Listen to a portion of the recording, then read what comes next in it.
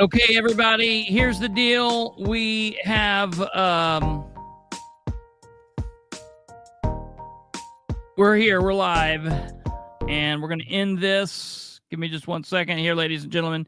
We are going to be running straight coverage of the State of the Union, and we'll pop in just momentarily if there's something amazing going on or something that we need to cover. This should be an amazing event. Here we go, ladies and gentlemen, with the State of the Union. And the president's getting ready to walk in here any moment. We're going to pull this up, taking it from C-SPAN. Here you go, brother. We have about a minute and a half. A minute and a half. William McFarland, the House Sergeant, is scheduled to announce, Mr. Speaker, the President of the United States, etc. What are you listening for in tonight's speech, Jason Dick? Mainly about the border. I mean, I think that there is going to be a lot of discussion about immigration and the border. Trump has always felt that this is the winning issue for him. I think that's going to be a big part of things. Jasmine, right? The economy. I mean, this tariffs move that happened, overnight into today. Obviously, there's some thinking that maybe they would,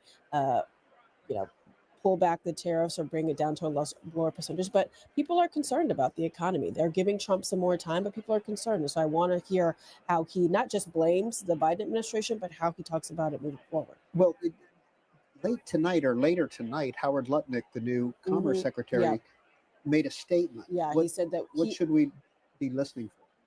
Well, he said that they had been on the phone with both their Mexican and Canadian counterparts trying to make a deal, and that President Trump may announce, if not here, maybe tomorrow, that they are pulling back some of the tariffs, not completely letting them go, but certainly pulling them back as long as these countries say and then become more forceful on issues like fentanyl, on issues that the reason why that these tariffs are put in place. But I think it's just the reality is that Trump saw the stock markets. He is somebody who follows the stock markets. He follows them quite religiously, and they were going back and forth, really kind of freaking out negatively about these tariffs. And so I don't think that the White House will be able to say quite credibly that that wasn't the reason, or that wasn't a reason as to why they're kind of saying we're going to pull these back. But certainly only time will tell what percentage that is, how much that is, and whether or not they still do reciprocal tariffs on April 2nd. Then Nydia Velázquez, a Democrat of New York, talking with Nancy Pelosi there, both long-term members. I apologize for not recognizing your face. There are 62 new members of Congress. Nearly 20% of the Congress is new. And so, I'm going to mute this. Sure who that one was. I think we've had pretty good batting record. Yes, 80%, haven't we? Oh, I think more than that. And Melania Trump, who was on Capitol Hill. I'm going to mute this guy here just 1 second and say that, the president has only been in office for 5.5 weeks at this point. Here's the first lady. Elon Musk will be sitting with the first lady tonight in the first lady's box. Here's what the deal is. I think what we're going to be seeing is the president talking about continuing to slash the size of the government. That's going to be the main focus.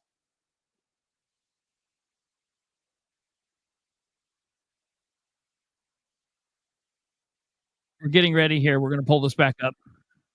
Be around. But I think that there's a real shift in energy, not just from the president, but also from her office, trying to do things much differently this time around. Mr. Speaker, the president's cabinet. Hey!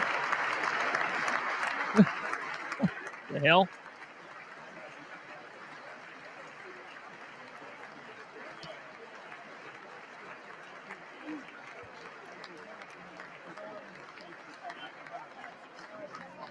That's true.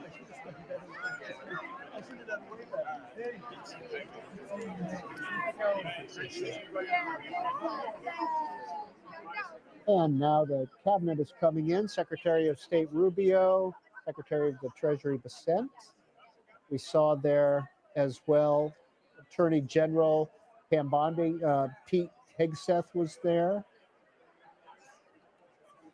Mr. Lutnick, the Commerce Secretary, who we talked about a little bit earlier.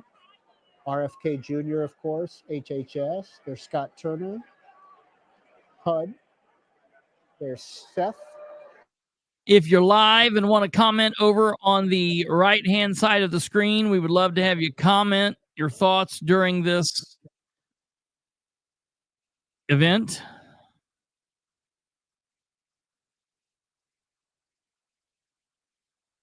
Pete Hegseth, rock and roll.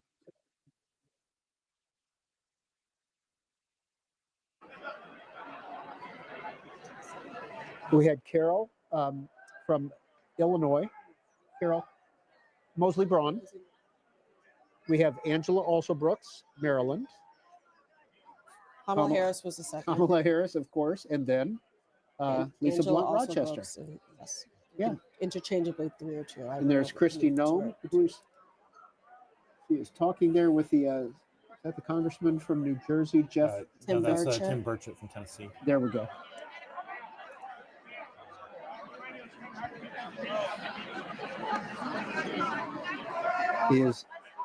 Is that Brooke Rollins, the Ag Secretary?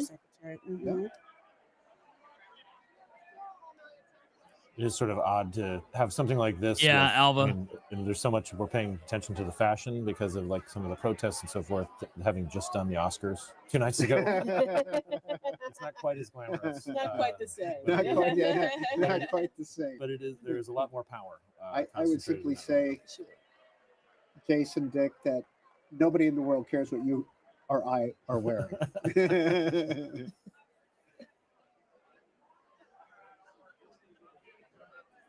Last year, Joe Biden took at least a half hour to get out of the chamber. It was a moment for him politically that boosted him. Yeah. That got rid of some of the rumors of mental decline, etc.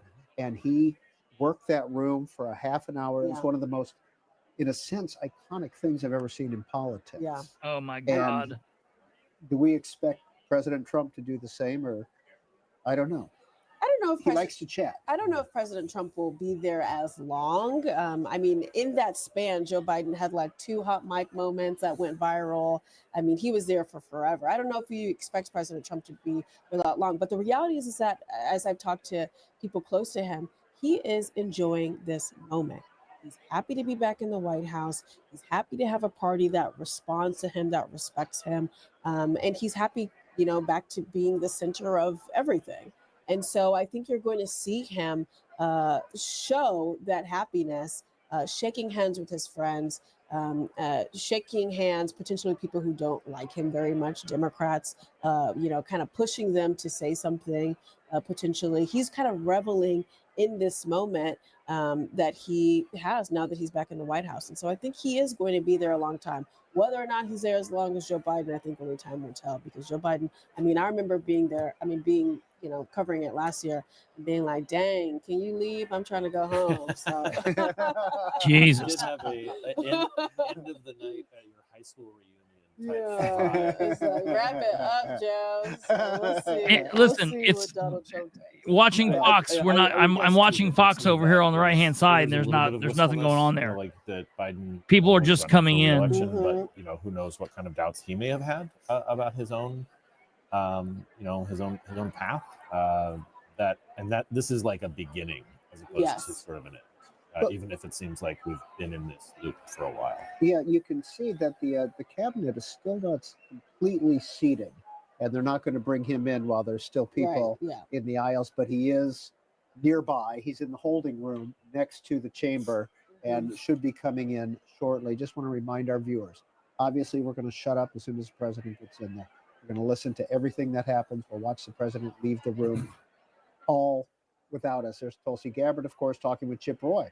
Kelly Loeffler, the SBA. Yeah, Just getting that's things Former shared senator here. from Georgia, RFK.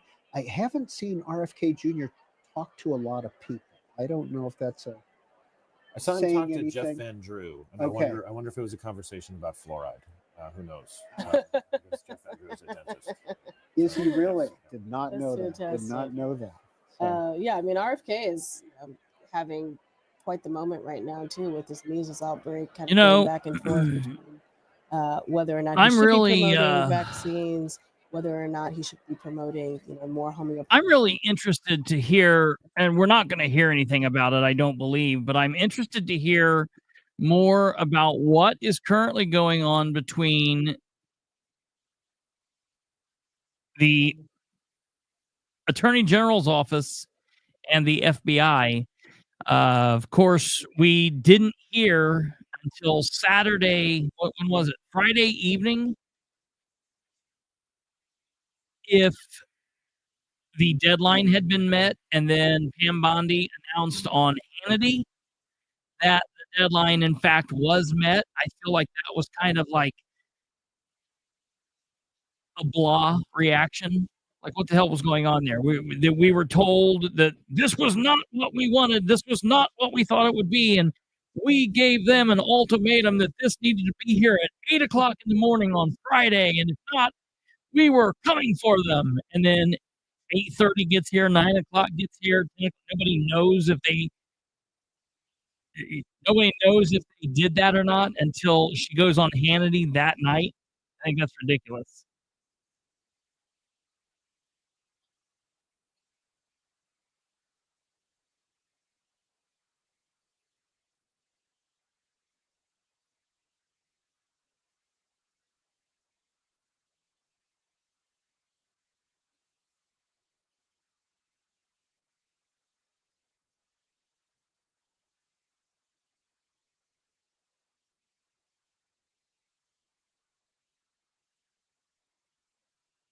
I'll wait to see. His We'll own wait and party. They're see. not necessarily one of those quote unquote conservative values. It's something that even as lawmakers publicly say we are okay with giving Trump the latitude on tariffs, certainly privately they're concerned about them. They don't like them. And so I think that he's going to have to explain why. Of course, he says that tariffs are his fourth favorite word in the dictionary. It used to be his first. I would be surprised if he does not repeat that again in an ad lib. But yeah, I think that tariffs are going to be a large part of this. for viewers who are seeing a State of the Union or a joint session for the first time, on your screen, the Republicans will be on the left and the Democrats will be on the right. So you can always tell what the applause lines are by which side stands up, and it gets pretty stark.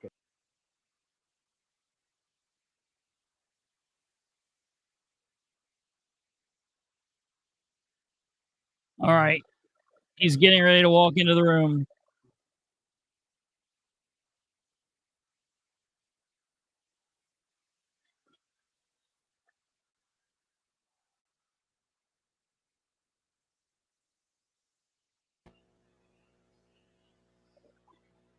Yeah, share a screen for us so we can watch it too, or are you just gonna like give a play-by-play as he's talking, and we don't actually get to watch?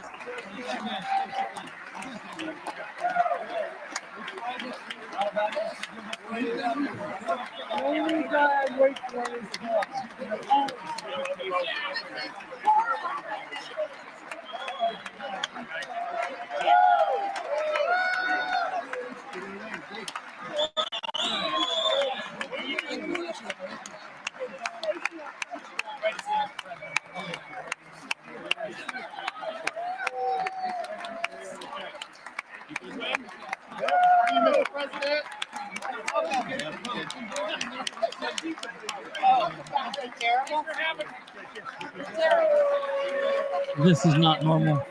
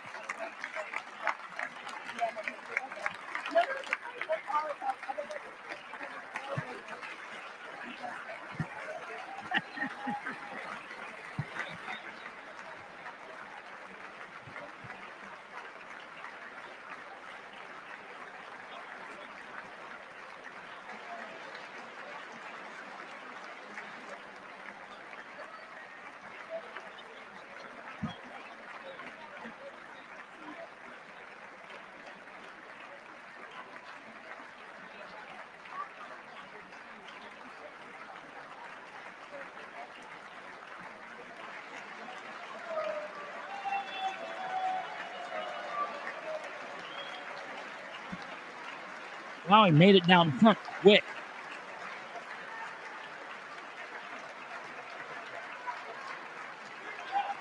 He's ready to get the ball on the road.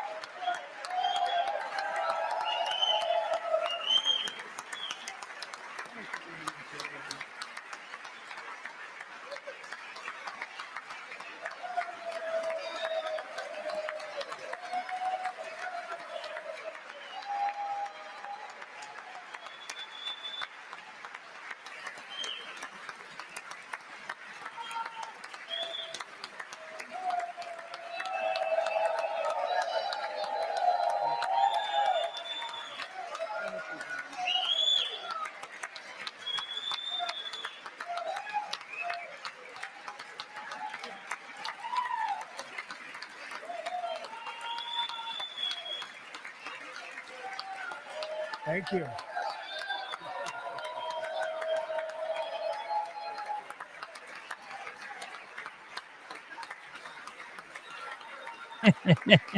Swamp drainer.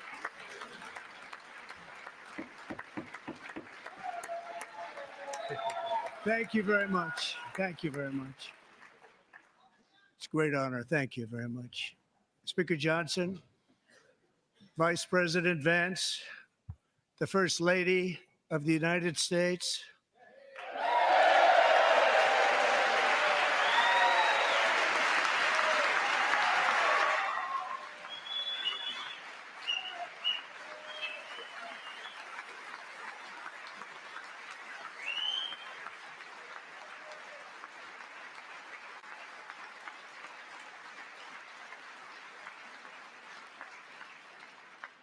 members of the United States Congress, thank you very much. And to my fellow citizens, America is back.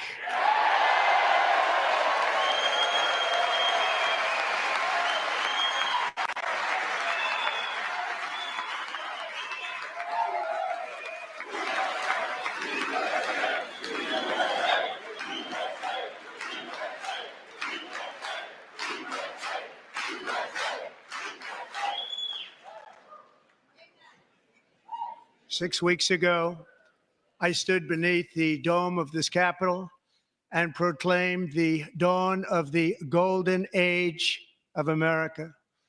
From that moment on, it has been nothing but swift and unrelenting action to usher in the greatest and most successful era in the history of our country. We have accomplished more in 43 days than most administrations accomplished in 4 years or 8 years, and we are just getting started.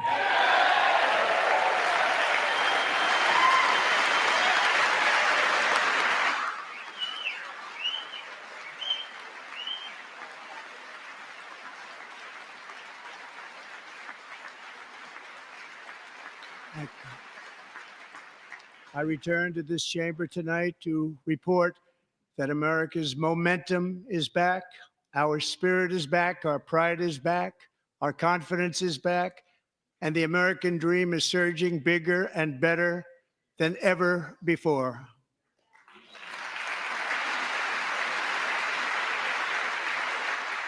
The American dream is unstoppable, and our country is on the verge of a comeback, the likes of which the world has never witnessed and perhaps will never witness again. There's never been anything like it. The presidential election of November 5th was a mandate like has not been seen in many decades. We won all 7 swing states, giving us an electoral college victory of 312 votes.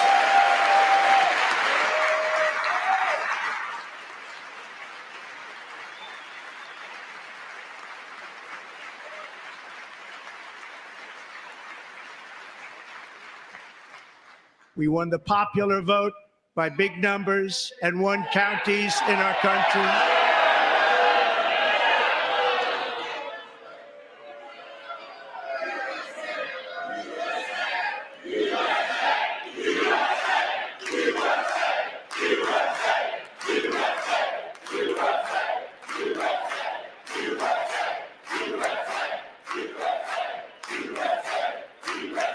Wow. And won counties in our country, 2,700 to 525, on a map that reads almost completely red for Republican. Good point. Now, for the first time in modern history, more Americans believe that our country is headed in the right direction than the wrong direction. In fact, it's an astonishing record, 27-point swing, the most ever.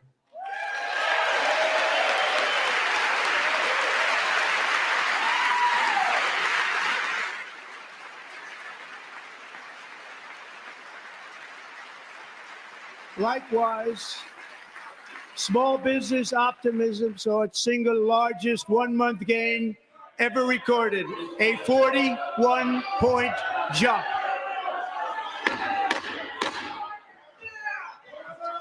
Members are directed to uphold and maintain decorum in the House and to cease any further disruptions. That's your warning.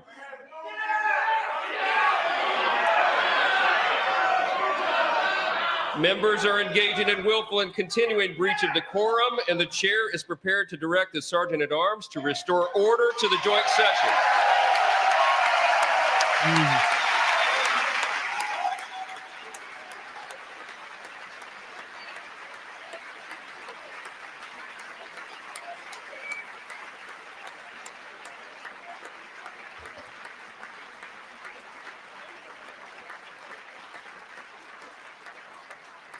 Mr. Green, take your seat. Take your seat, sir. Take your seat. Finding that members continue to engage in willful and concerted disruption of proper decorum, the chair now directs the Sergeant at Arms to restore order. Remove this gentleman from the chamber.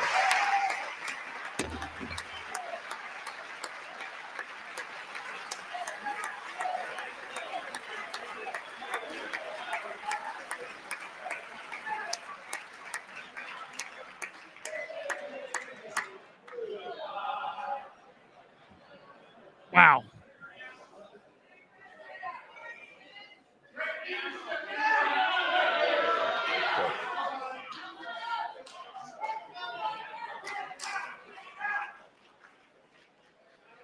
Members are directed to uphold and maintain decorum in the House.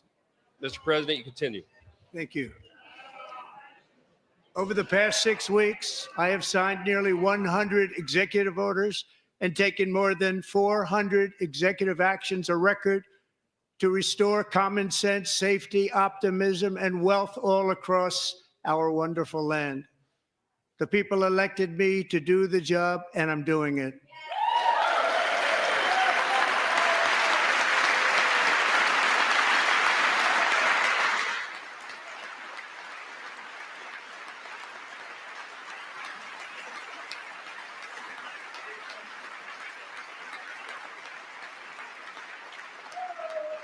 In fact, it has been stated by many that the first month of our presidency, it's our presidency, is the most successful in the history of our nation.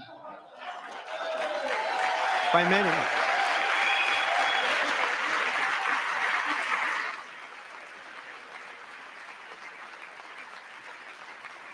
And what makes it even more impressive is that, do you know who number 2 is? George Washington. How about that? How about that? I don't know about that list, but we'll take it. Within hours of taking the oath of office, I declared a national emergency on our southern border, and I deployed the U.S. military and Border Patrol to repel the invasion of our country. And what a job they've done. As a result, illegal border crossings last month were by far the lowest ever recorded, ever.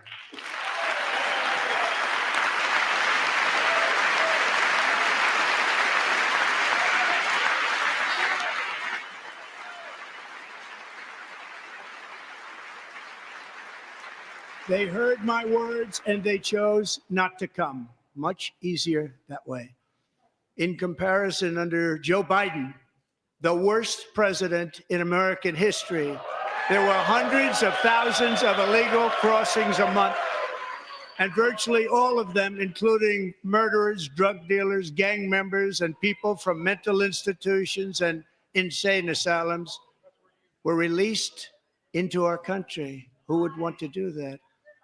This is my 5th such speech to Congress. And once again, I look at the Democrats in front of me, and I realize there is absolutely nothing I can say to make them happy or to make them stand or smile or applaud. Nothing I can do. I could find a cure to the most devastating disease, a disease that would wipe out entire nations, or announce the answers to the greatest economy in history, or the stoppage of crime to the lowest levels ever recorded. And these people sitting right here will not clap, will not stand, and certainly will not cheer for these astronomical achievements. They won't do it, no matter what. Five times I've been up here. It's very sad, and it just shouldn't be this way.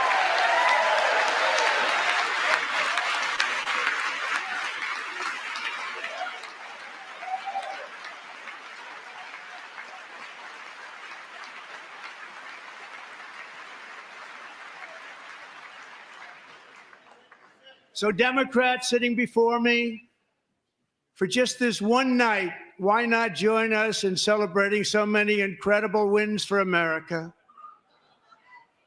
For the good of our nation, let's work together and let's truly make America great again.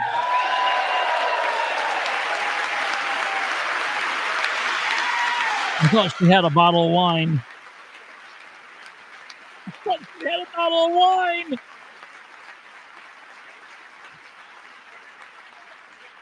Every day, my administration is fighting to deliver the change America needs to bring a future that America deserves, and we're doing it. This is a time for big dreams and bold action.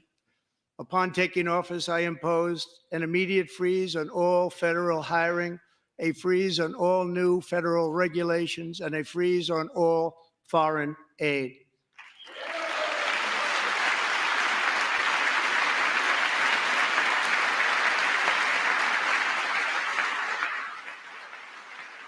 I terminated the ridiculous Green New Scam. I withdrew from the unfair Paris Climate Accord, which was costing us trillions of dollars that other countries were not paying. I withdrew from the corrupt World Health Organization.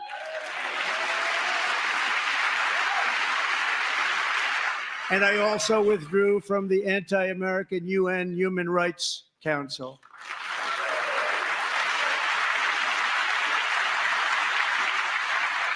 We ended all of Biden's environmental restrictions that were making our country far less safe and totally unaffordable.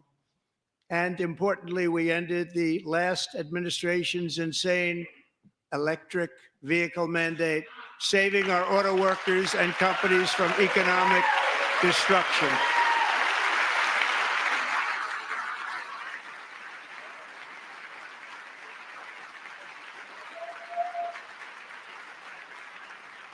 To unshackle our economy, I have directed that for every one new regulation, 10 old regulations must be eliminated, just like I did in my very successful first term.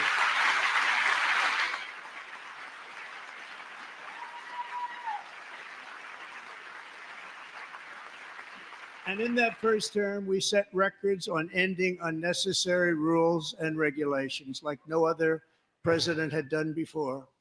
We ordered all federal workers to return to the office.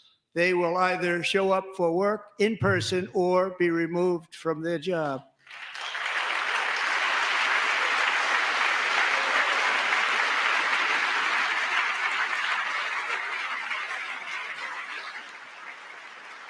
And we've ended weaponized government where, as an example, a sitting president is allowed to viciously prosecute his political opponent, like me. How did that work out? Not too good. Not too good.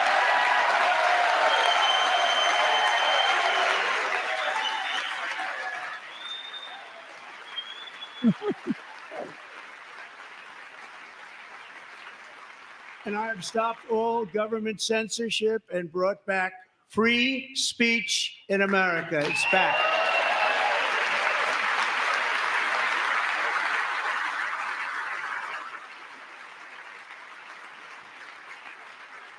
And 2 days ago, I signed an order making English the official language of the United States of America.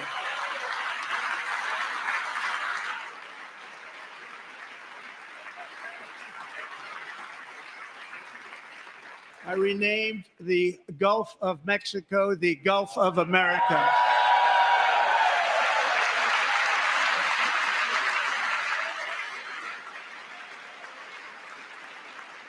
And likewise, I renamed, for a great president, William McKinley, Mount McKinley again. Beautiful Alaska. We love Alaska. We've ended the tyranny of so-called diversity, equity, and inclusion policies all across the entire federal government and indeed the private sector and our military. And our country will be woke no longer.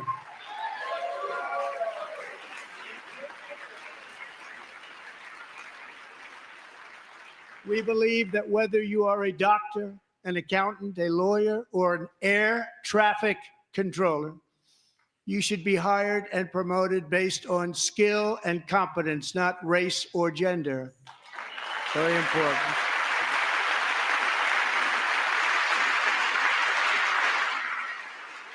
I wonder if she's keeping her hands to You herself. should be hired based on merit. And the Supreme Court, in a brave and very powerful decision, has allowed us to do so. Thank you. Thank you very much. Thank you. We have removed the poison of critical race theory from our public schools, and I signed an order making it the official policy of the United States government that there are only two genders, male and female.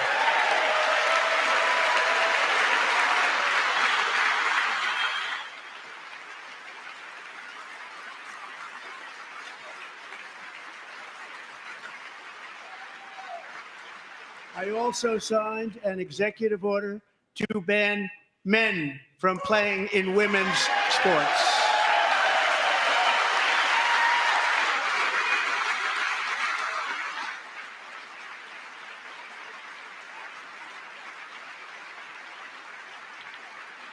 Three years ago, Peyton McNabb was an all-star high school athlete, one of the best, preparing for a future in college sports.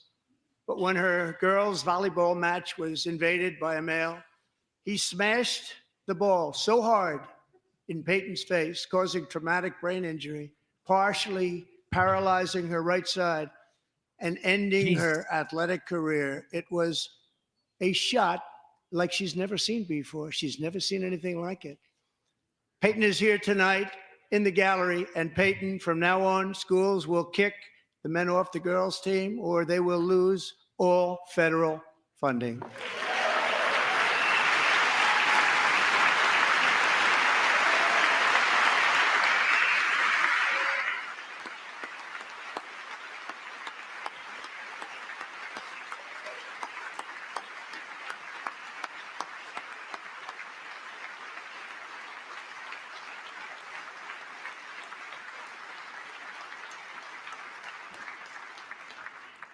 And if you really want to see numbers, just take a look at what happened in the women's boxing, weightlifting, track and field, swimming, or cycling, where a male recently finished a long-distance race 5 hours and 14 minutes ahead of a woman for a new record by 5 hours. Broke the record by 5 hours. It's demeaning for women, and it's very bad for our country. We're not going to put up with it any longer.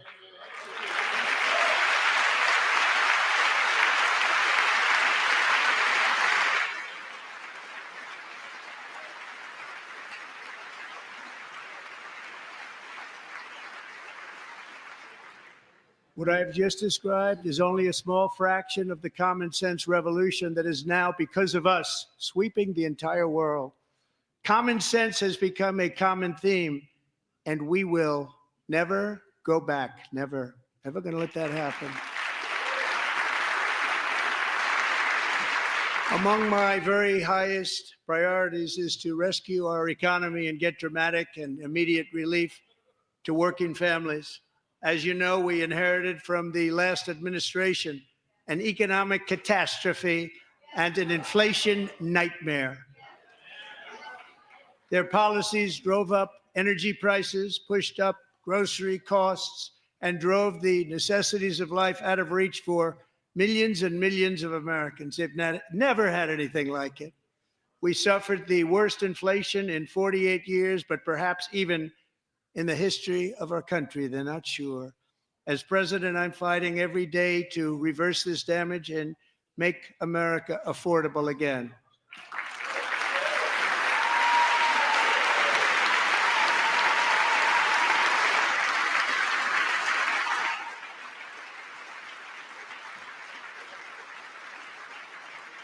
Joe Biden especially let the price of eggs get out of control. The egg price is out of control, and we're working hard to get it back down. Secretary, do a good job on that. You inherited a total mess from the previous administration. Do a good job.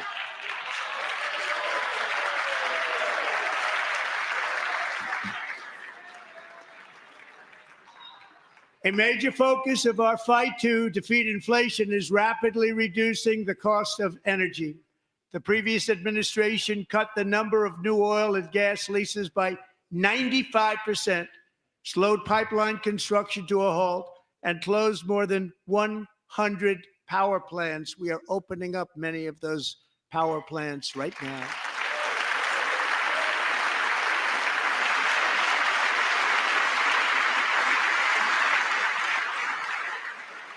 And frankly, we have never seen anything like it.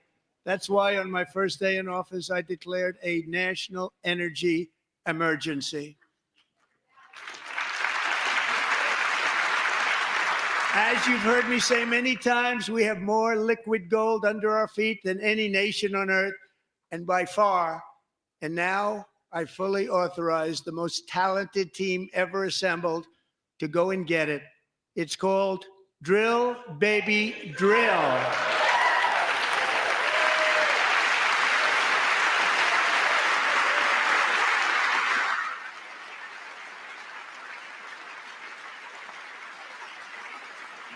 My administration is also working on a gigantic natural gas pipeline in Alaska, among the largest in the world, where Japan, South Korea, and other nations want to be our partner with investments of trillions of dollars each. There's never been anything like that one. It will be truly spectacular. It's all set to go. The permitting is gotten. And later this week, I will also take historic action to dramatically expand production of critical minerals and rare earths here in the USA.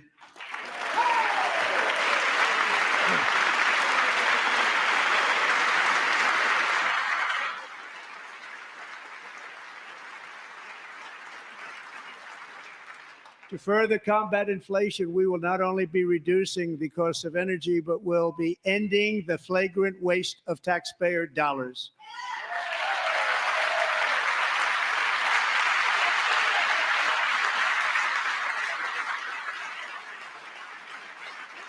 And to that end, I have created the brand new Department of Government Efficiency, DOGE. Perhaps you've heard of it. Perhaps.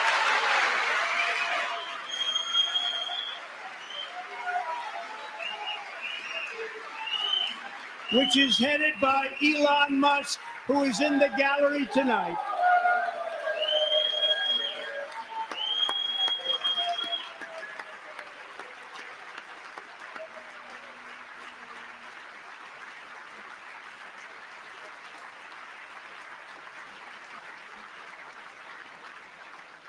Thank you, Elon. He's working very hard. He didn't need this. He didn't need this. Thank you very much. We appreciate it. Everybody here, even this side, appreciates it, I believe. They just don't want to admit that. Just listen to some of the appalling waste we have already identified. $22 billion from HHS to provide free housing and cars for illegal aliens. $45 million for diversity, equity, and inclusion scholarships in Burma. $40 million to improve the social and economic inclusion of sedentary migrants. Nobody knows what that is. $8 million to promote LGBTQI+ in the African nation of Lesotho, which nobody has ever heard of. $60 million for indigenous peoples and Afro-Colombian empowerment in Central America. $60 million. $8 million for making mice transgender. This is real. $32 million for a left-wing propaganda operation in Moldova. $10 million for male circumcision in Mozambique. $20 million for the Arab Sesame Street in the Middle East. It's a program. $20 million for a program. $1.9 billion to recently created Decarbonization of Homes Committee, headed up, and we know she's involved. Just at the last moment, the money was passed over by a woman named Stacey Abrams. Have you ever heard of her? A $3.5 million consulting contract for lavish fish monitoring. $1.5 million for voter confidence in Liberia. $14 million for social cohesion in Mali. $59 million for illegal alien hotel rooms in New York City. He's a real estate developer. He's done very well. $250,000 to increase vegan local climate action innovation in Zambia. $42 million for social and behavior change in Uganda. $14 million for improving public procurement in Serbia. $47 million for improving learning outcomes in Asia. Asia's doing very well with learning. You know what we're doing. We should use it ourselves. And $101 million for DEI contracts at the Department of Education, the most ever paid, nothing even like it. Under the Trump administration, all of these scams, and they're far worse, but I didn't think it was appropriate to talk about them. They're so bad. Many more have been found out and exposed and swiftly terminated by a group of very intelligent, mostly young people, headed up by Elon, and we appreciate it. We found hundreds of billions of dollars of fraud. Wow.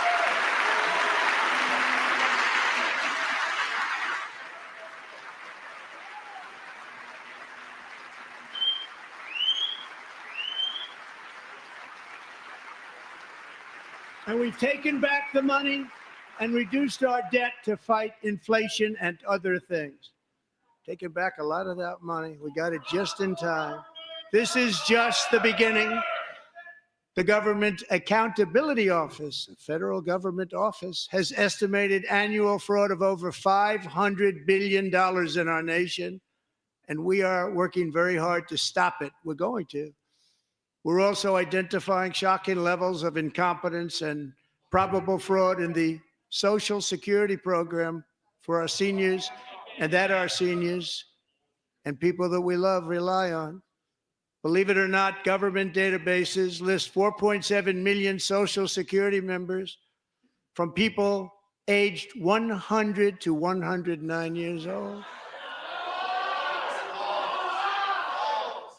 It lists 3.6 million people from ages 110 to 119. I don't know any of them. I know some people that are rather elderly, but not quite that elderly. 3.47 million people from ages 120 to 129. 3.9 million people from ages 130 to 139. 3.5 million people from ages 140 to 149. And money is being paid to many of them. And we're searching right now. In fact, Pam, good luck. Good luck. You're going to find it. But a lot of money is paid out to people because it just keeps getting paid, and nobody does. And it really hurts Social Security and hurts our country. 1.3 million people from ages 150 to 159, and over 130,000 people, according to the Social Security databases, are age over 160 years old. We have a healthier country than I thought, Bobby.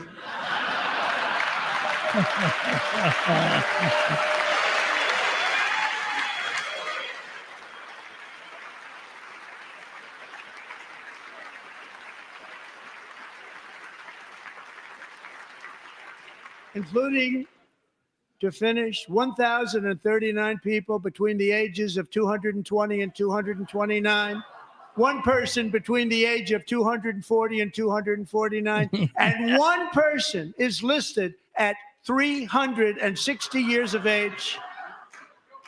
More than 100 years older than our country.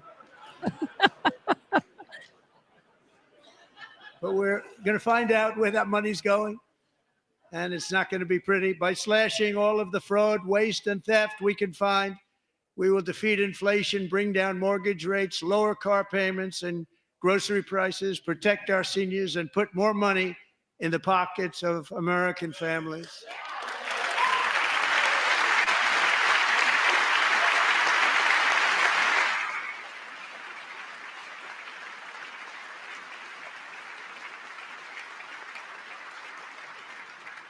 And today, interest rates took a beautiful drop, big, beautiful drop. It's about time. And in the near future, I want to do what has not been done in 24 years, balance the federal budget. We're going to balance it.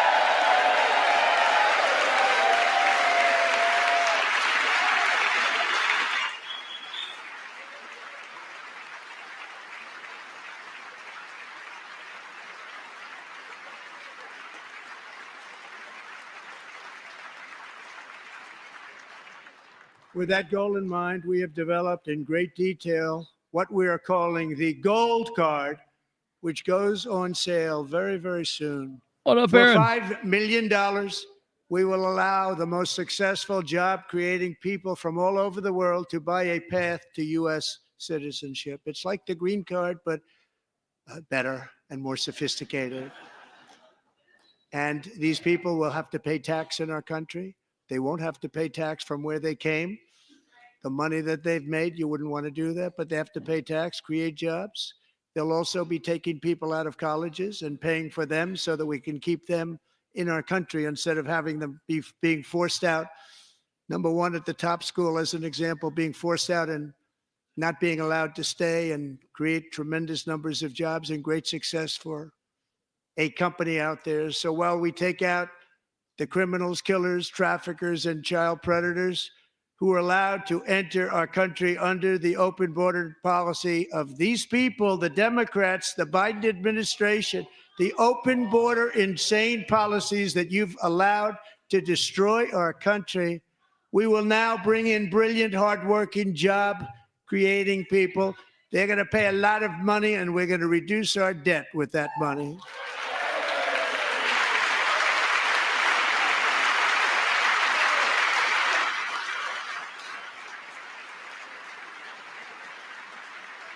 Americans have given us a mandate for bold and profound change. For nearly 100 years, the federal bureaucracy has grown until it has crushed our freedoms, ballooned our deficits, and held back America's potential in every possible way.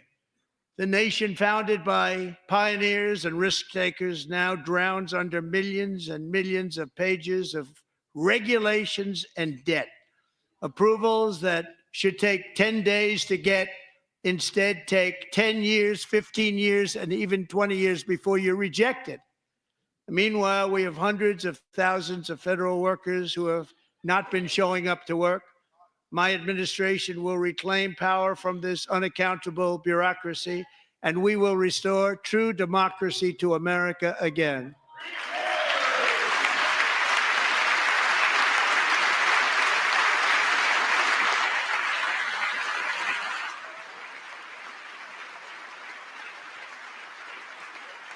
And any federal bureaucrat who resists this change will be removed from office immediately.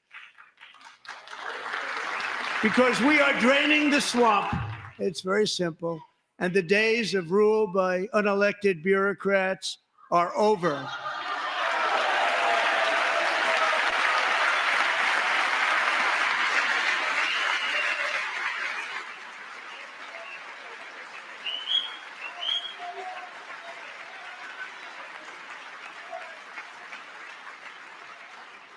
And the next phase of our plan to deliver the greatest economy in history is for this Congress to pass tax cuts for everybody. They're in there. They're waiting for you to vote. And I'm sure that the people on my right, I don't mean the Republican right, but my right here, I'm sure you're going to vote for those tax cuts, because otherwise I don't believe the people will ever vote you into office. So I'm doing you a big favor by telling you that. But I know this group is going to be voting for the tax.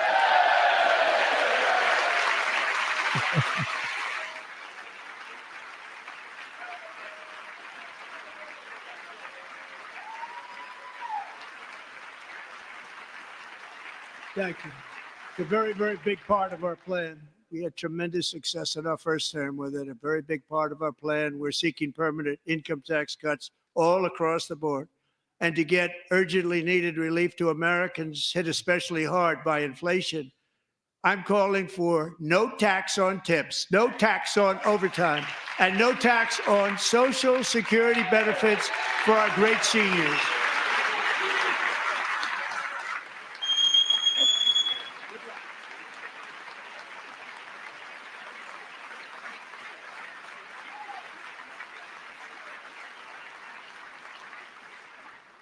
And I also want to make interest payments on car loans tax deductible, but only if the car is made in America.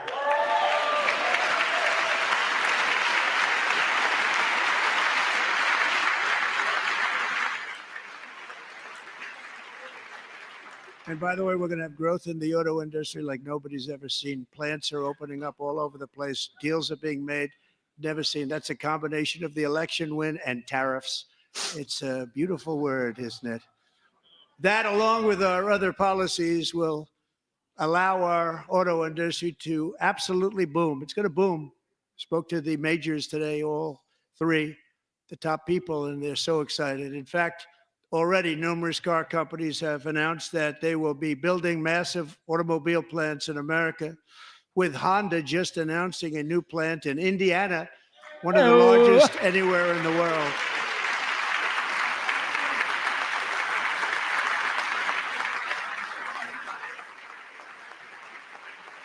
Who wants to bet we're not working to try to bring that here? And this has taken Delaware place County. since our great victory on November 5th, a date which will hopefully go down as one of the most important in the history of our country.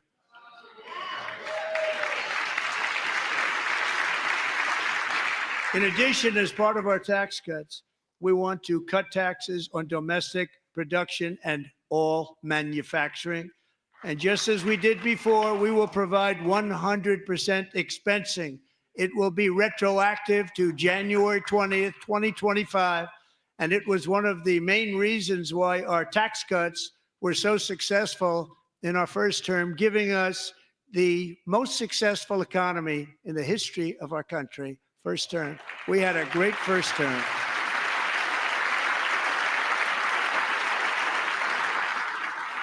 If you don't make your product in America, however, under the Trump administration, you will pay a tariff, and in some cases, a rather large one. Other countries have used tariffs against us for decades, and now it's our turn to start using them against those other countries. On average, the European Union, China, Brazil, India, Mexico, and Canada, have you heard of them? And countless other nations charge us tremendously higher tariffs than we charge them. It's very unfair. India charges us auto tariffs higher than 100%. China's average tariff on our products is twice what we charge them. And South Korea's average tariff is 4 times higher. Think of that, 4 times higher.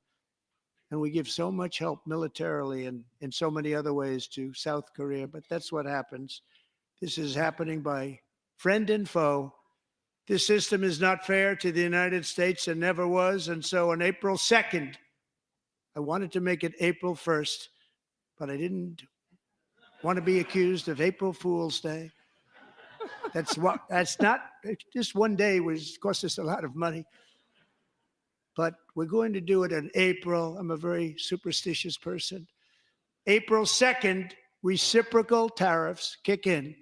And whatever they tariff us, other countries, we will tariff them. That's reciprocal, back and forth. Whatever they tax us, we will tax them. If they do non-monetary tariffs to keep us out of their market, then we will do non-monetary barriers to keep them out of our market. There's a lot of that, too. They don't even allow us in their market. We will take in trillions and trillions of dollars and create jobs like we have never seen before. I did it with China and I did it with others, and the Biden administration couldn't do anything about it because there was so much money they couldn't do anything about it. We have been ripped off for decades by nearly every country on earth, and we will not let that happen any longer.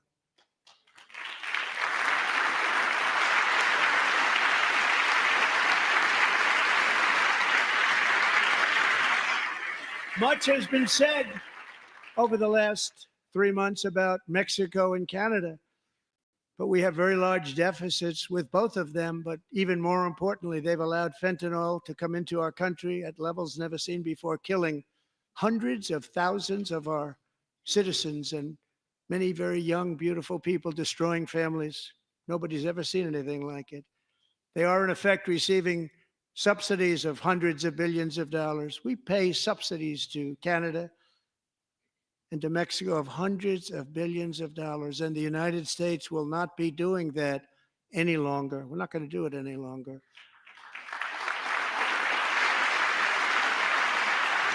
Thanks to our America First policies we're putting into place, we have had $1.7 trillion of new investment in America in just the past few weeks. The combination of the election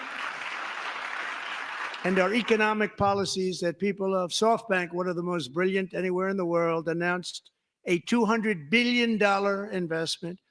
OpenAI and Oracle, Larry Ellison, announced $500 billion investment, which they wouldn't have done if Kamala had won. Apple announced $500 billion investment. Tim Cook called me. He said, I cannot spend it fast enough. It's going to be much higher than that, I believe. They'll be building their plants here instead of in China. And just yesterday, Taiwan Semiconductor, the biggest in the world, most powerful in the world, has a tremendous amount, 97% of the market, announced a $165 billion investment to build the most powerful chips on earth right here in the USA.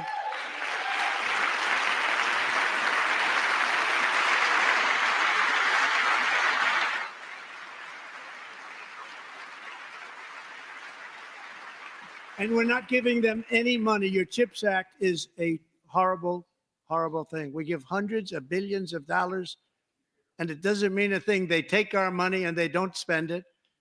All that meant to them, we're giving them no money. All that was important to them was they didn't want to pay the tariffs, so they came and they're building, and many other companies are coming. We don't have to give them money. We just want to protect our businesses and our people.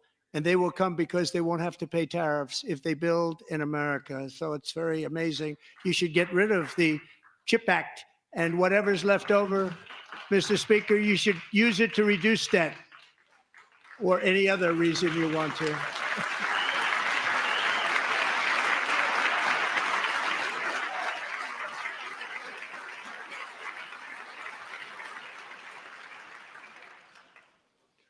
Our new trade policy will also be great for the American farmer. I love the farmer. Who will now be selling into our home market, the USA, because nobody is going to be able to compete with you. Because those goods that come in from other countries and companies, they're really in a bad position in so many different ways. They're uninspected. They may be very dirty and disgusting, and they come in and they pour in and they hurt our American farmers. The tariffs will go on agricultural product coming into America, and our farmers, starting on April 2nd, it may be a little bit of an adjustment period. We had that before when I made the deal with China, $50 billion of purchases, and I said, just bear with me, and they did. They did. Probably have to bear with me again, and this will be even better. That was great. The problem with it was that Biden didn't enforce it. He didn't enforce it. $50 billion of purchases, and we were doing great, but Biden did not enforce it, and it hurt our farmers. But our farmers are going to have a field day right now. So to our farmers, have a lot of fun. I love you too. I love you too. It's all going to happen.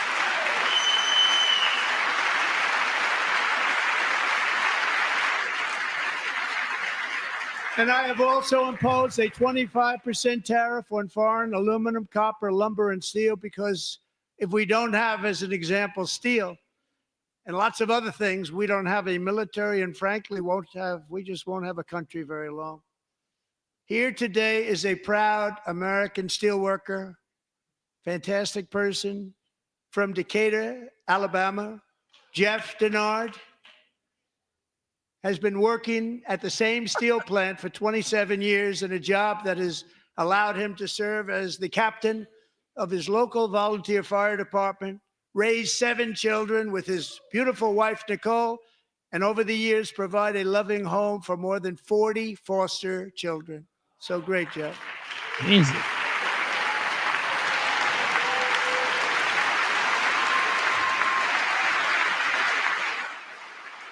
Thank you, Jeff. Thank you, Jeff.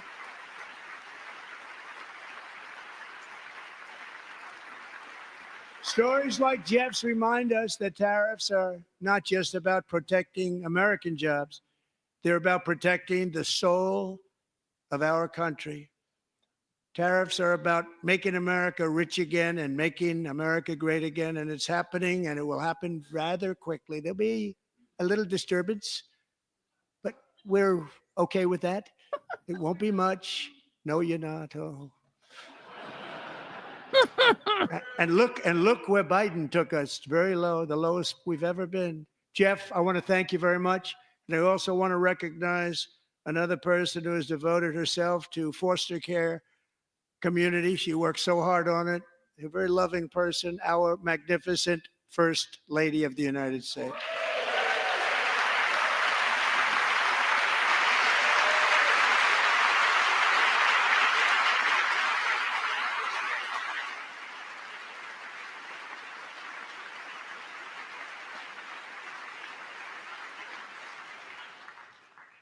Melania's work has yielded incredible results, helping prepare our nation's future leaders as they enter the workforce.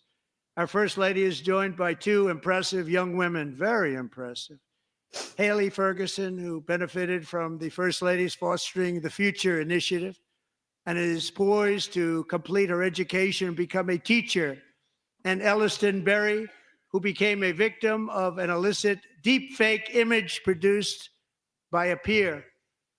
With Elliston's help, the Senate just passed the Take It Down Act, and this is so important. Thank you very much, John. John Thune, thank you. Stand up, John.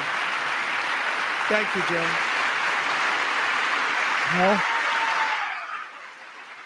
Thank you all very much.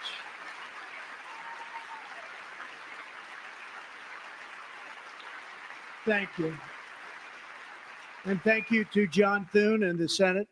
Lots of really Great good, job. big, great To stuff. criminalize the publication of such images online is terrible, terrible thing. And once it passes the House, I look forward to signing that bill into law. Thank you. And I'm going to use that bill for myself, too, if you don't mind. Because nobody gets treated worse than I do online. Nobody. That's great. Thank you very much to the Senate. Thank you. But if we truly care about protecting Americans' children, no step is more crucial than securing America's borders. Over the past 4 years, 21 million people poured into the United States. Many of them were murderers, human traffickers, gang members, and other criminals from the streets of dangerous cities all throughout the world. Because of Joe Biden's insane and very dangerous open border policies, they are now strongly embedded in our country, but we are getting them out and getting them out fast.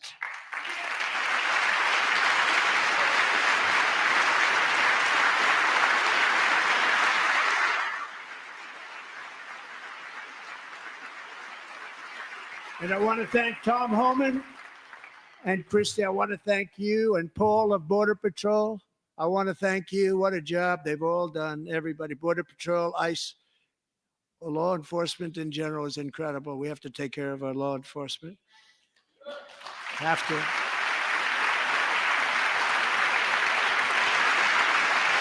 Last year,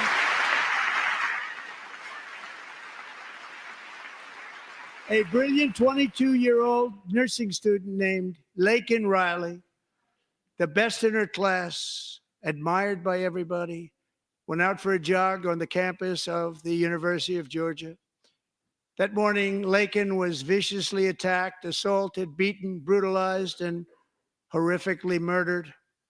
Laken was stolen from us by a savage illegal alien gang member who was arrested while trespassing across Biden's open southern border and then set loose into the United States under the heartless policies of that failed administration. It was indeed a failed administration.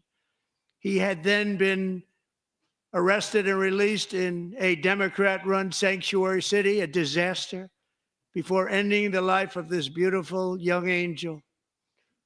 With us this evening are Laken's beloved mother, Allison, and her sister, Lauren.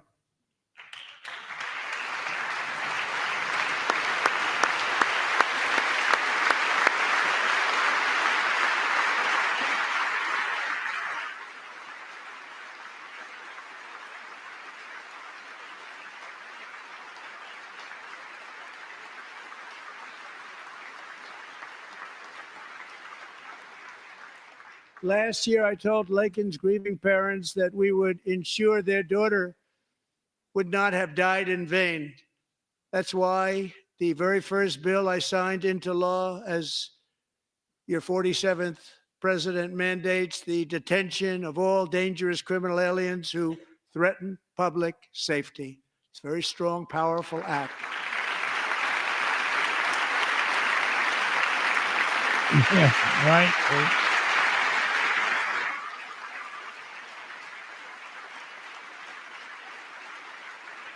It's called the Laken-Riley Act. So Allison and Lauren, America will never, ever forget our beautiful Laken Hope Riley.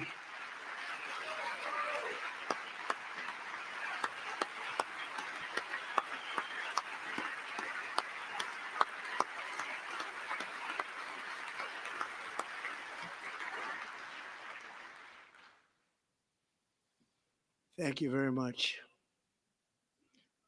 Since taking office, my administration has launched the most sweeping border and immigration crackdown in American history, and we quickly achieved the lowest numbers of illegal border crossers ever recorded. Thank you.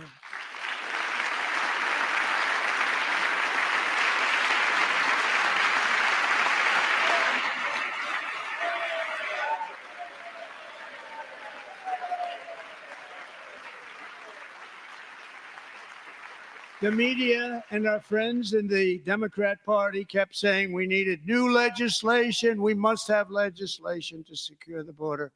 But it turned out that all we really needed was a new president.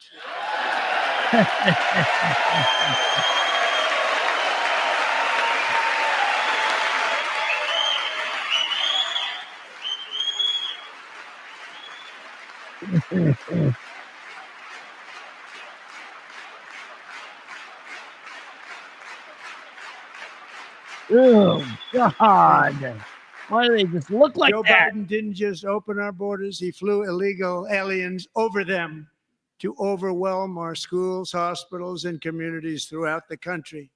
Entire towns like Aurora, Colorado, and Springfield, Ohio, buckled under the weight of the migrant occupation and corruption like nobody's ever seen before. Beautiful towns destroyed. Now, just as I promised in my inaugural address, we are achieving the great liberation of America.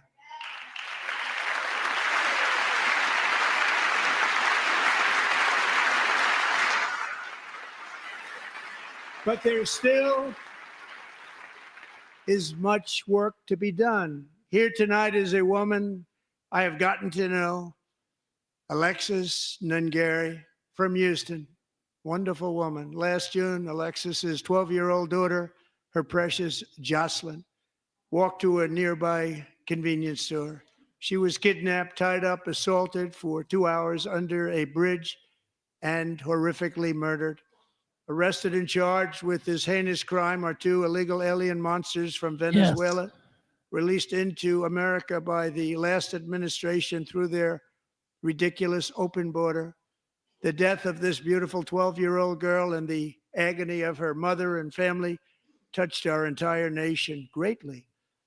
Alexis, I promised that we would always remember your daughter, your magnificent daughter. And earlier tonight, I signed an order keeping my word to you. One thing I have learned about Jocelyn is that she loved animals so much. She loved nature. Across Galveston Bay, from where Jocelyn lived in Houston, you will find a magnificent national wildlife refuge, a pristine, peaceful, 34,000-acre sanctuary for all of God's creatures on the edge of the Gulf of America. Alexis, moments ago, I formally renamed that refuge in loving memory of your beautiful daughter, Jocelyn. So, Mr. Vice President, if you would, may I have the order?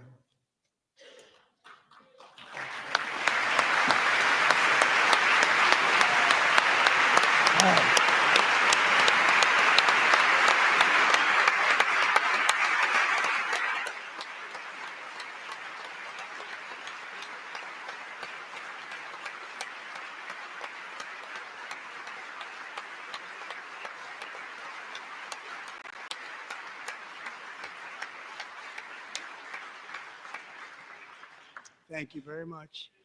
All three savages charged with Jocelyn and Lakin's murders were members of the Venezuelan prison gang, the toughest gang, they say, in the world, known as Tren de Aragua. 2 weeks ago, I officially designated this gang, along with MS-13 and the bloodthirsty Mexican drug cartels, as foreign terrorist organizations. I love it. I love it.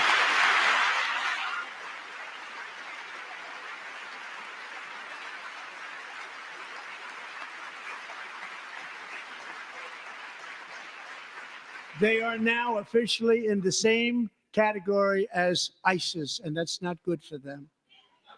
Countless thousands of these terrorists were welcomed into the U.S. by the Biden administration. But now every last one will be rounded up and forcibly removed from our country, or, if they're too dangerous, put in jails, standing trial in this country, because we don't want them to come back ever.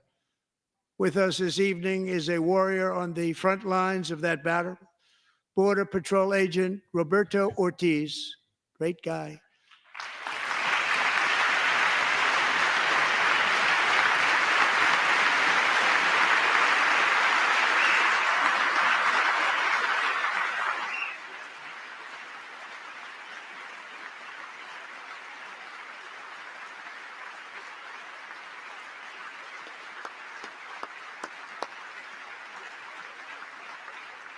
In January, Roberto and another agent were patrolling by the Rio Grande near an area known as Cartel Island. Doesn't sound too nice to me.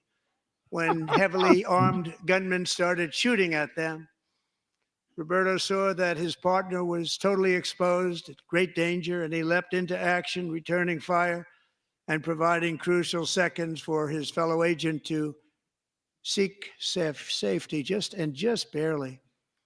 I have some of the prints of that event, and it was not good. Agent Ortiz, we salute you for your great courage and for your line of fire that you took, and for the bravery that you showed. We honor you, and we will always honor you. Thank you, Roberto, very much.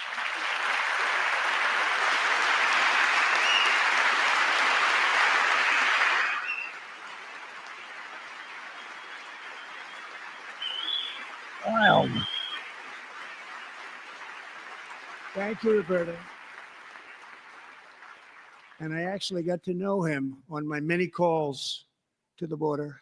He's a great gentleman.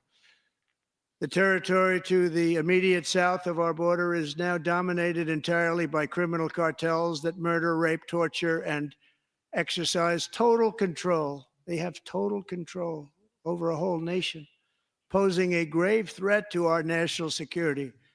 The cartels are waging war in America, and it's time for America to wage war on the cartels, which we are doing.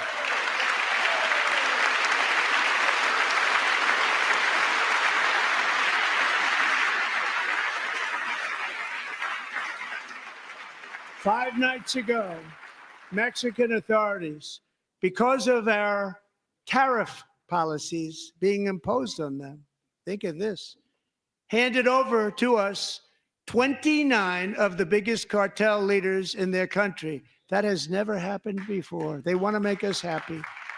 First time ever. But we need Mexico and Canada to do much more than they've done, and they have to stop the fentanyl and drugs pouring into the USA. They're going to stop it. I have sent Congress a detailed funding request laying out exactly how we will eliminate these threats to protect our homeland and complete the largest deportation operation in American history, larger even than current record holder President Dwight D. Eisenhower, a moderate man, but someone who believed very strongly in borders. Americans expect Congress to send me this funding without delay so I can sign it into law. So, Mr. Speaker, John Thune, both of you, I hope you're going to be able to do that. Mr. Speaker, thank you. Mr. Leader, thank you. Thank you very much. And let's get it to me. I'll sign it so fast, you won't even believe it.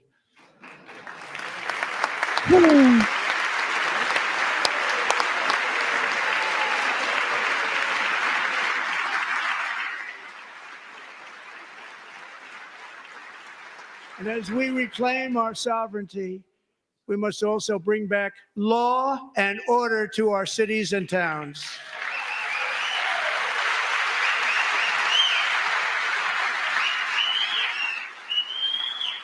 In recent years, our justice system has been turned upside down by radical left lunatics.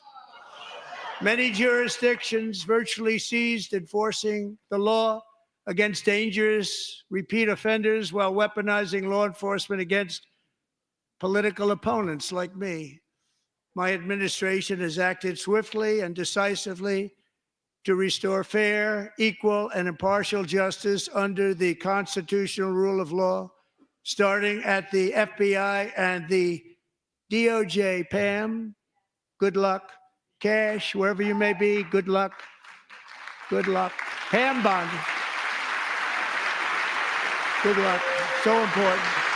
Going to do a great job. Cash, thank you. Thank you, Cash.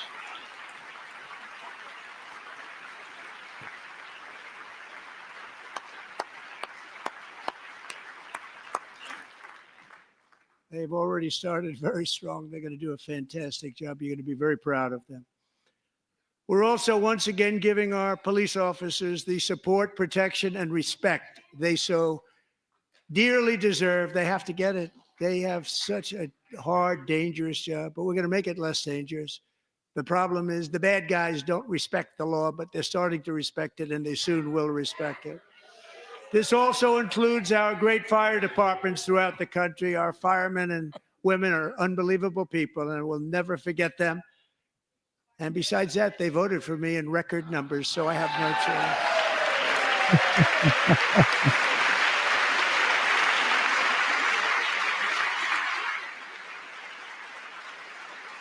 1 year ago this month, 31-year-old New York police officer Jonathan Diller, unbelievably wonderful person and a great officer, was gunned down at a traffic stop on Long Island. I went to his funeral. The vicious criminal charged with his murder had 21 prior arrests, and they were rough arrests, too. He was a real bad one. The thug in the seat next to him had 14 prior arrests and went by the name of Killer. He was Killer. He killed other people, they say, a lot of them. I attended Officer Diller's service, and when I met his wife and one-year-old son, Ryan, it was very inspirational, actually. His widow's name is Stephanie, and she is here tonight. Stephanie, thank you very much, Stephanie. Thank you very much.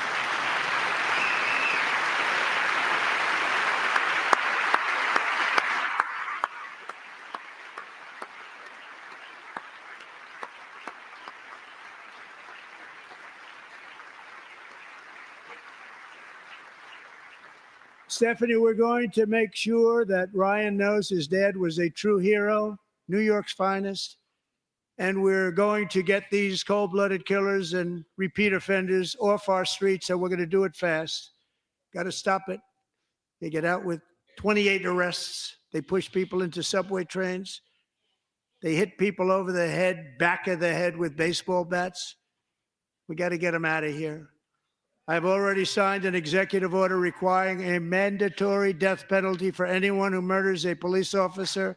And tonight I'm asking Congress to pass that policy into permanent law.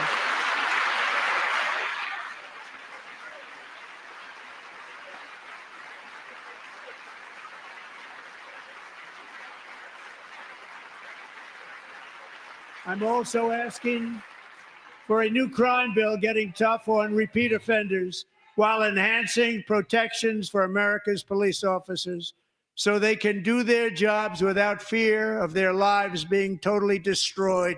They don't want to be killed. We're not going to let them be killed. Joining us in the gallery tonight is a young man who truly loves our police. His name is DJ Daniel. He is 13 years old, and he has always dreamed of becoming a police officer. Oh.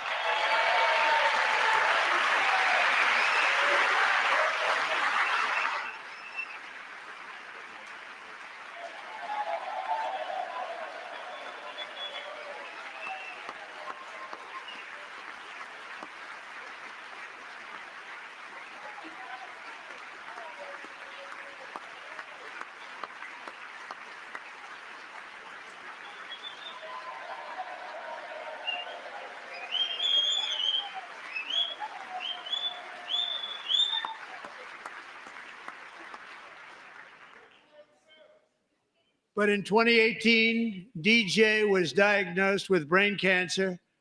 The doctors gave him 5 months at most to live. That was more than 6 years ago.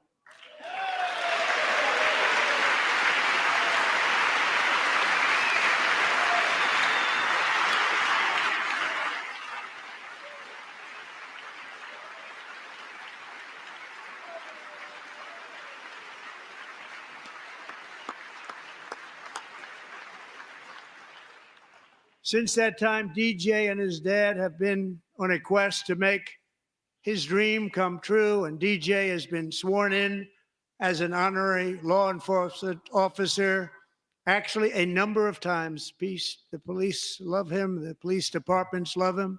And tonight, DJ, we're going to do you the biggest honor of them all.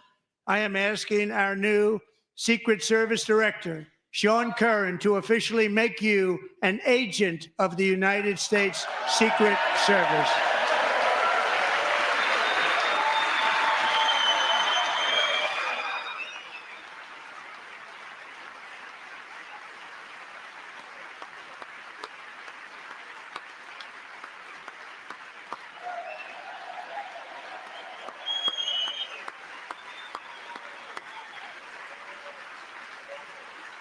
And that's pretty freaking awesome.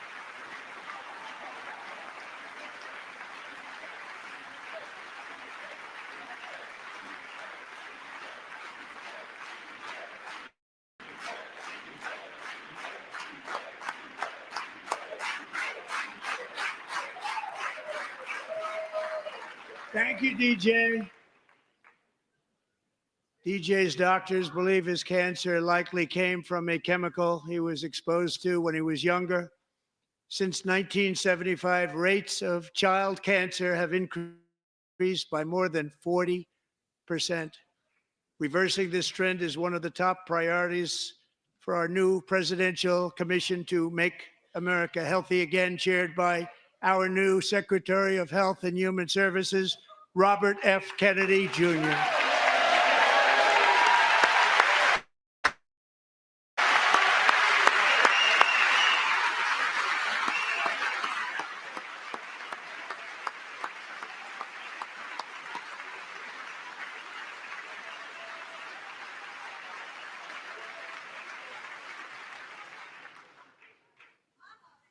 With the name Kennedy, you would have thought everybody over here would have been cheering.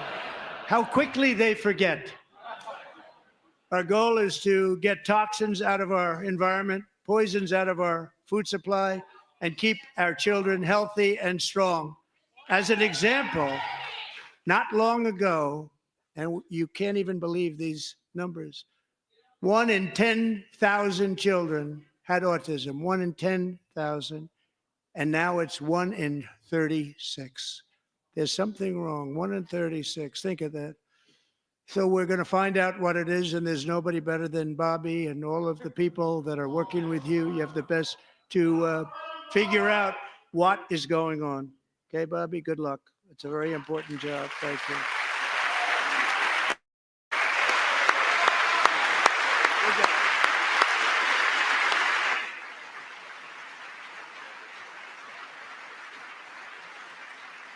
Thank you. My administration is also working to protect our children from toxic ideologies in our schools. A few years ago, January Littlejohn and her husband discovered that their daughter's school had secretly socially transitioned their 13-year-old little girl. Teachers and administrators conspired to deceive January and her husband. while encouraging her daughter to use a new name and pronouns. They, them pronoun, actually, all without telling January, who is here tonight and is now a courageous advocate against this form of child abuse. January, thank you. Thank you. Thank you very much.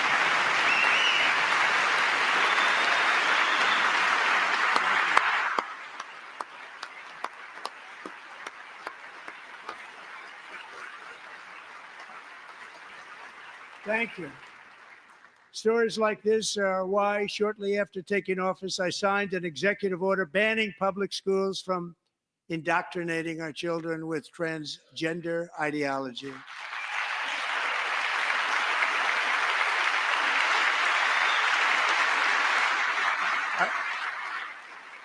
I also signed an order to cut off all taxpayer funding to any institution that engages in the sexual mutilation of our youth.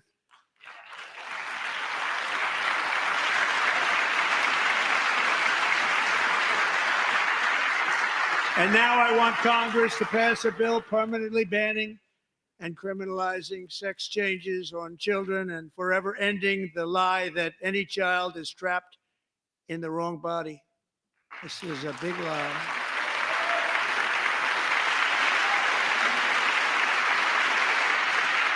And our message to every child in America is that you are perfect exactly the way God made you.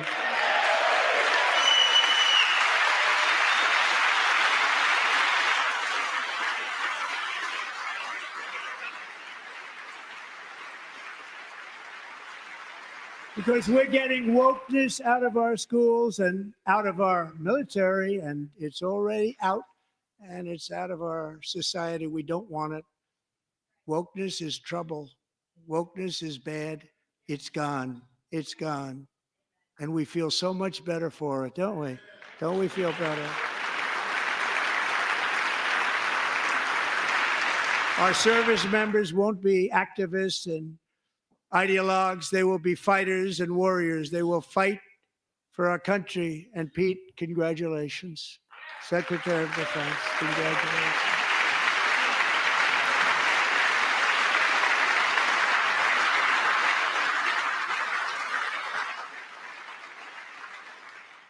And he's not big into the woke movement, I can tell you. I know him well. I am pleased to report that in January, the U.S. Army had its single best recruiting month in 15 years, and that all armed services are having among the best recruiting results ever in the history of our services. What a difference.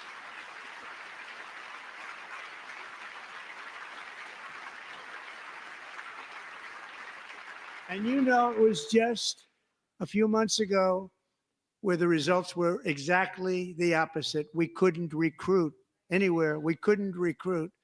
Now we're having the best results just about that we've ever had. What a tremendous turnaround. It's really a beautiful thing to see. People love our country again. It's very simple. They love our country and they love being in our military again. So it's a great thing. And thank you very much. Great job. Thank you.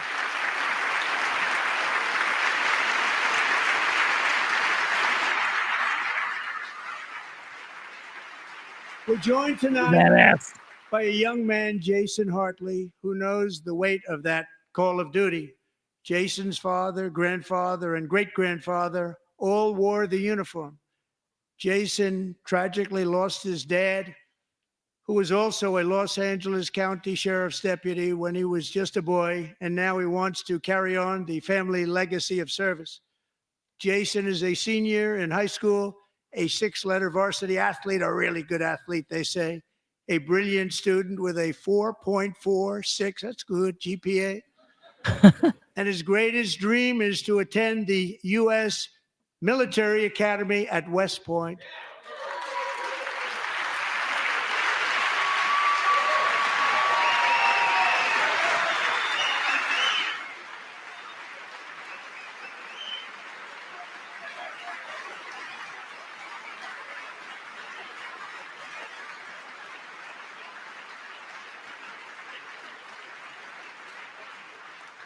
And Jason, that's a very big deal getting in. That's a hard one to get into. But I'm pleased to inform you that your application has been accepted.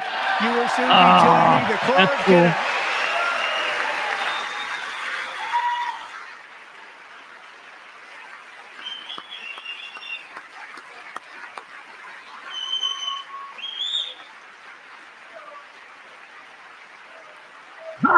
Yes! What? That's cool. The new Secret Service dude. Yeah, it's awesome.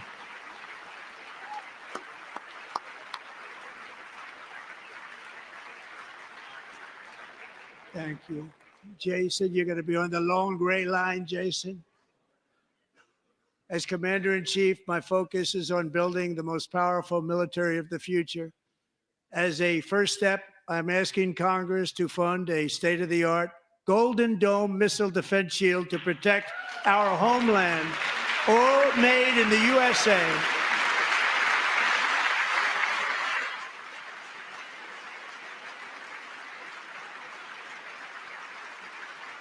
And Ronald Reagan wanted to do it long ago, but the technology just wasn't there, not even close. But now we have the technology. It's incredible, actually. And other places they have it. Israel has it. Other places have it. And the United States should have it too, right, Tim? Right? They should have it too. So I want to thank you. But it's a very, very important. This is a very dangerous world. We should have it. We want to be protected, and we're going to protect our citizens like never before. To boost our defense industrial base, we are also going to resurrect the American shipbuilding industry, including commercial shipbuilding and military shipbuilding.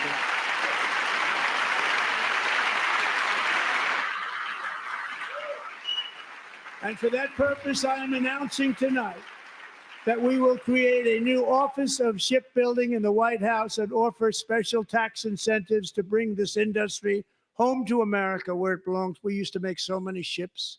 We don't make them anymore very much, but we're going to make them very fast, very soon. It will have a huge impact. To further enhance our national security, my administration will be reclaiming the Panama Canal, and we've already started doing it.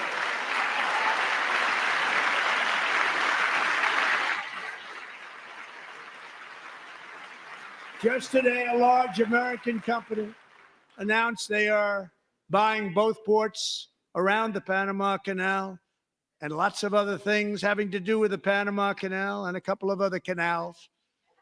The Panama Canal was built by Americans for Americans, not for others, but others could use it. But it was built at tremendous cost of American blood and treasure. 38,000 workers died building the Panama Canal. They died of malaria. They died of snake bites and mosquitoes. Not a nice place to work. They paid them very highly to go there, knowing there was a 25% chance that they would die. The most expensive project also that was ever built in our country's history, if you bring it up to modern day costs. It was given away by the Carter administration for $1. But that agreement has been violated very severely. We didn't give it to China. We gave it to Panama, and we're taking it back.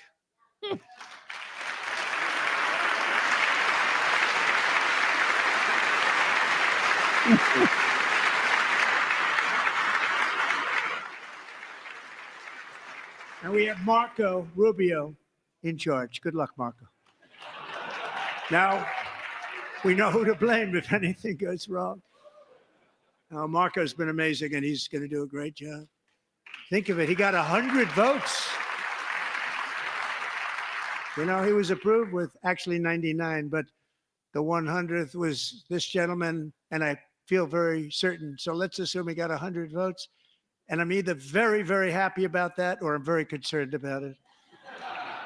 But he's already proven. I mean, he's a great gentleman. He's respected by everybody, and we appreciate you voting for Marco. He's going to do a fantastic job. Thank you. Thank you. He's doing a great job. Great job. And I also have a message tonight for the incredible people of Greenland. We strongly support your right to determine your own future. And if you choose, we welcome you into the United States of America. We need Greenland for national security and even international security. And we're working with everybody involved to try and get it. But we need it really for international world security. And I think we're going to get it. One way or the other, we're going to get it. We will keep you safe. We will make you rich, and together we will take Greenland to heights like you have never thought possible before. It's a very small population, but very, very large piece of land and very, very important for military security. America is once again standing strong against the forces of radical Islamic terrorism. 3.5 years ago, ISIS terrorists killed 13 American service members and countless others in the Abbey Gate bombing during the disastrous I don't think very and much. incompetent withdrawal from I Afghanistan. think he's done all right. Not that they were withdrawing, it was the way they withdrew. Perhaps the most embarrassing moment in the history of our country. Tonight, I am pleased to announce that we have just apprehended the top terrorist responsible for Bird, that that you? atrocity. And he is right now on his way here to face the swift sword of American justice.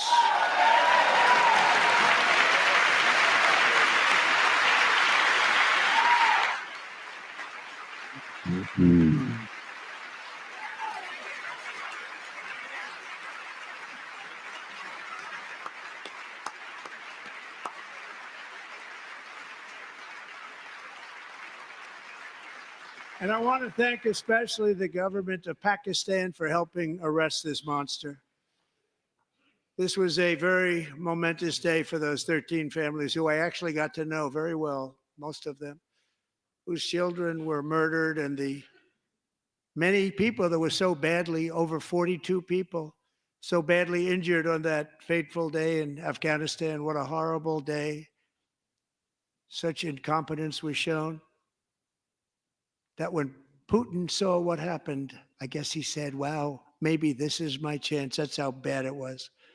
Should have never happened. Grossly incompetent people. I spoke to many of the parents and loved ones, and they're all in our hearts tonight. Just spoke to them on the phone. We had a big call.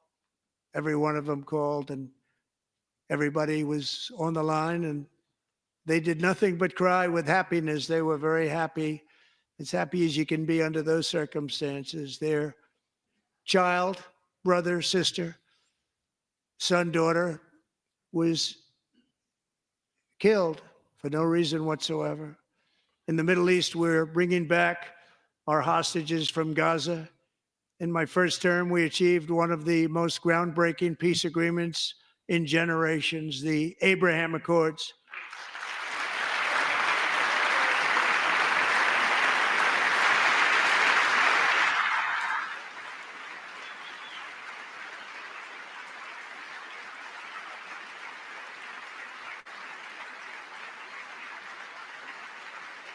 And now we're going to build on that foundation to create a more peaceful and prosperous future for the entire region. A lot of things are happening in the Middle East. People have been talking about that so much lately with everything going on with Ukraine and Russia.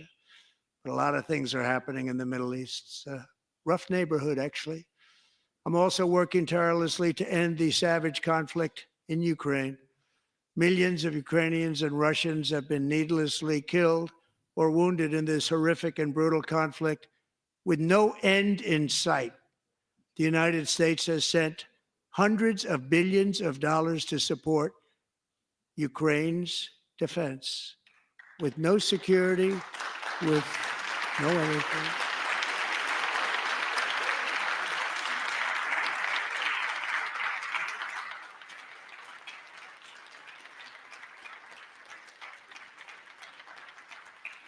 Do you want to keep it going for another 5 years? Yeah, you would say Pocahontas says yes.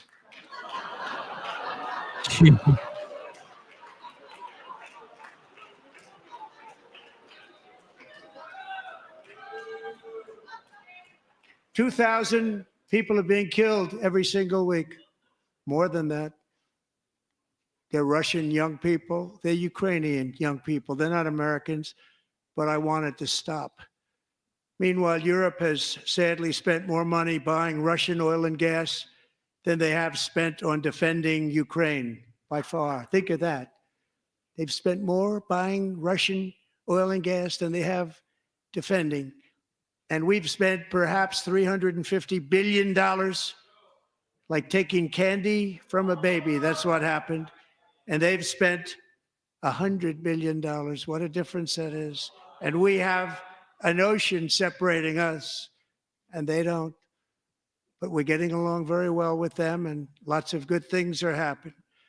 Biden has authorized more money in this fight than Europe has spent by billions and billions of dollars. It's hard to believe that they wouldn't have stopped it and said at some point, come on, let's equalize. You got to be equal to us. But that didn't happen. Earlier today, I received an important letter from President Zelensky of Ukraine. The letter reads, Ukraine is ready to come to the negotiating table as soon as possible to bring lasting peace closer. Nobody wants peace more than the Ukrainians, he said. My team and I stand ready to work under President Trump's strong leadership to get a peace that lasts. We do really value how much America has done to help Ukraine maintain its sovereignty and independence. Regarding the agreement on minerals and security, Ukraine is ready to sign it at any time that is convenient for you. I appreciate that he sent this letter, just got it a little while ago. Simultaneously, we've had serious discussions with Russia and have received strong signals that they are ready for peace. Wouldn't that be beautiful? Wouldn't that be beautiful? Wow.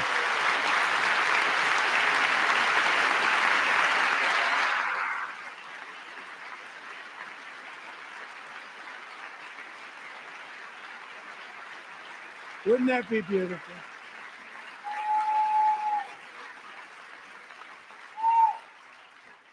It's time to stop this madness. It's time to halt the killing. It's time to end this senseless war. If you want to end wars, you have to talk to both sides. Nearly 4 years ago, amid rising tensions, a history teacher named Mark Fogel was detained in Russia and sentenced to 14 years in a penal colony. Rough stuff. The previous administration barely lifted a finger to help him. They knew he was innocent, but they had no idea where to begin. But last summer, I promised his 95-year-old mother, Malphine, that we would bring her boy safely back home. After 22 days in office, I did just that, and they are here tonight.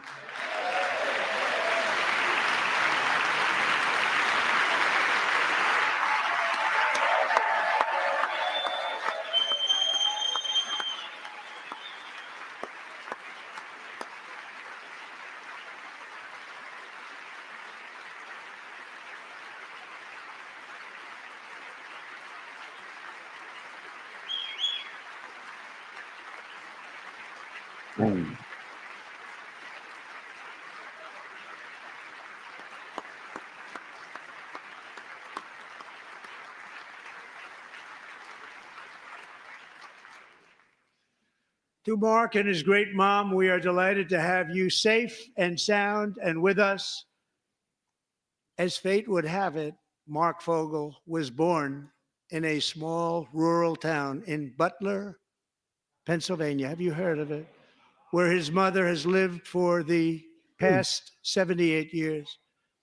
I just happened to go there last July 13th for a rally. That was not pleasant. And that is where I met his beautiful mom right before I walked onto that stage. And I told her I would not forget what she said about her son. And I never did I? Never forgot.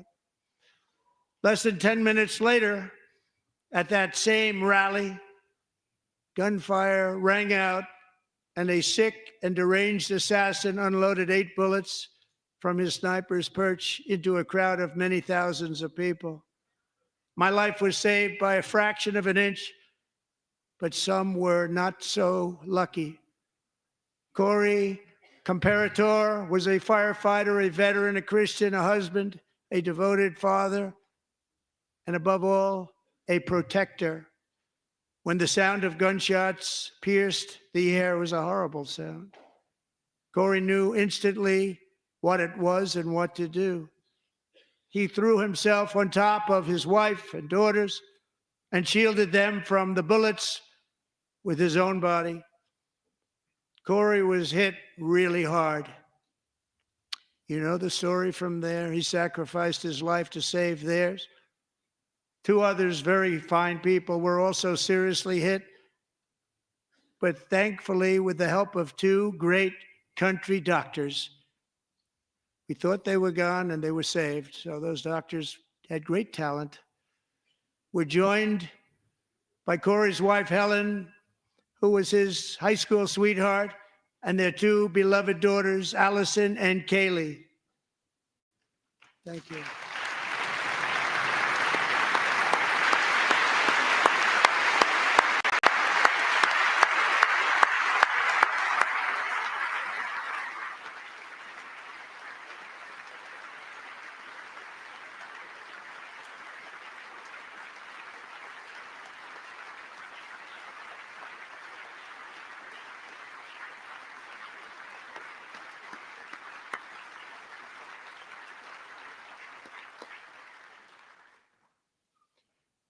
To Helen, Allison, and Kaylee, Corey is looking down on his three beautiful ladies right now, and he is cheering you on. He loves you. He is cheering you on. Corey was taken from us much too soon, but his destiny was to leave us all with a shining example of the selfless devotion of a true American patriot. It was love like Corey's that built our country, and it's love like Corey's that is going to make our country more majestic than ever before. I believe that my life was saved that day in Butler for a very good reason. I was saved by God to make America great again. I believe that. Thank you. Thank you.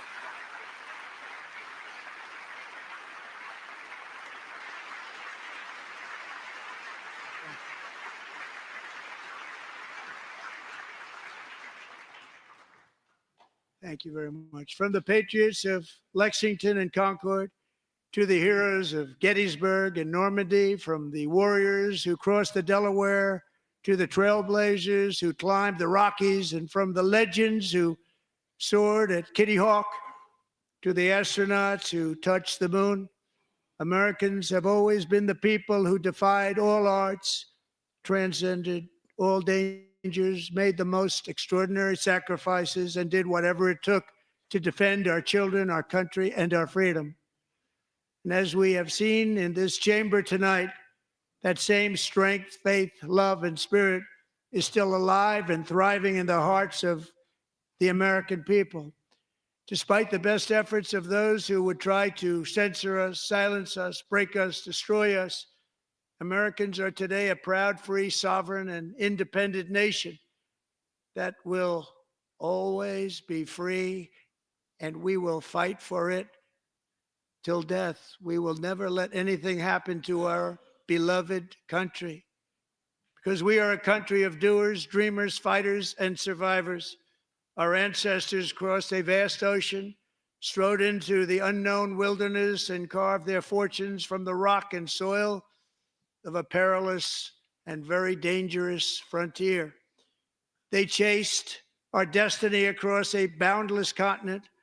They built the railroads, laid the highways, and graced the world with American marvels like the Empire State Building, the mighty Hoover Dam, and the towering Golden Gate Bridge. They lit the world with electricity, broke free of the force of gravity, fired up the engines of American industry, vanquished the communists, fascists, and Marxists all over the world, and gave us countless modern wonders sculptured out of iron, glass, and steel. We stand on the shoulders of these pioneers who won and built the modern age, these workers who poured their sweat into the skylines of our cities, These warriors who shed their blood on fields of battle and gave everything they had for our rights and for our freedom. Now it is our time to take up the righteous cause of American liberty. And it is our turn to take America's destiny into our own hands and begin the most thrilling days in the history of our country. This will be our greatest era. With God's help, over the next 4 years, we are going to lead this nation even higher, and we are going to forge the freest, most advanced, most dynamic, and most dominant civilization ever to exist on the face of this earth. We are going to create the highest quality of life, build the safest and wealthiest and healthiest and most vital communities anywhere in the world. We are going to conquer the vast frontiers of science, and we are going to lead humanity into space and plant the American flag on the planet Mars and even far beyond.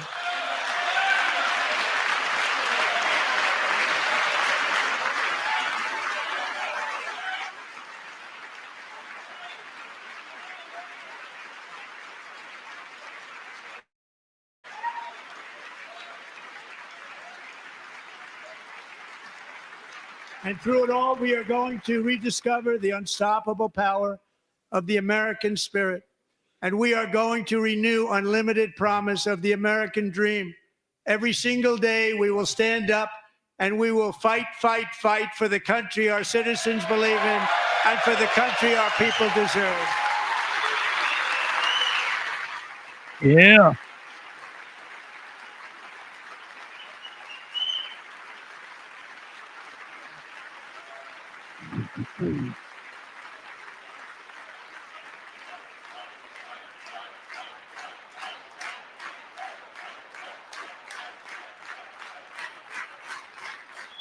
My fellow Americans, get ready for an incredible future, because the golden age of America has only just begun.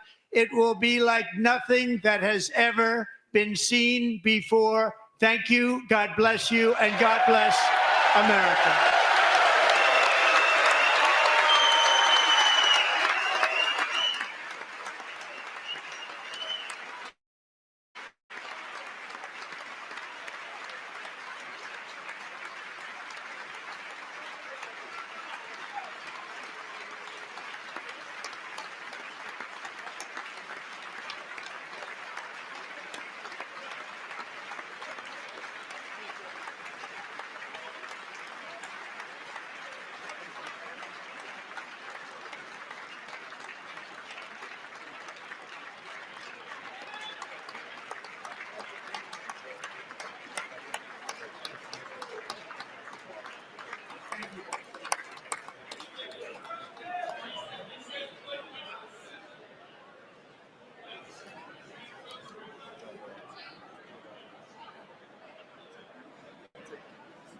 Thank you very much. Great job. Thank you. Great honor. Thank you. Thank you. Get this place going, all right? Thank you. It's a great honor. Thank you. Thank you, Mr. President. Thank you very much. Very much. Thank you very much. Appreciate it. Thank you. I see you soon. Young people from all over America. Well, I'm trying to. Great guy. Thank you. That's your family. Thank you. Thank you very much. Appreciate it. Howard. Thank you again. Thank you again. Won't forget. So good. Yeah, it's good. So good, sir. Thank you. Thank you. It's terrific, Mr. Really good. It's really outstanding. Thank you. Thank you. Yes, sir. Thank you. Good job, Mr. President. Thanks. Thank you. Great. Mr. President, one of your best speeches. Thanks again, Mr. President. Thank you, Mr. President. Thanks for the phone call last night, too. Absolutely. You know that. Thank you for me. I'll do just give me the information. I'm going to let it go a little bit here and see what everybody's saying to him. So let's just let this run a little bit before I start talking here for a second. Yes. Good. This was a really good State of the Union speech.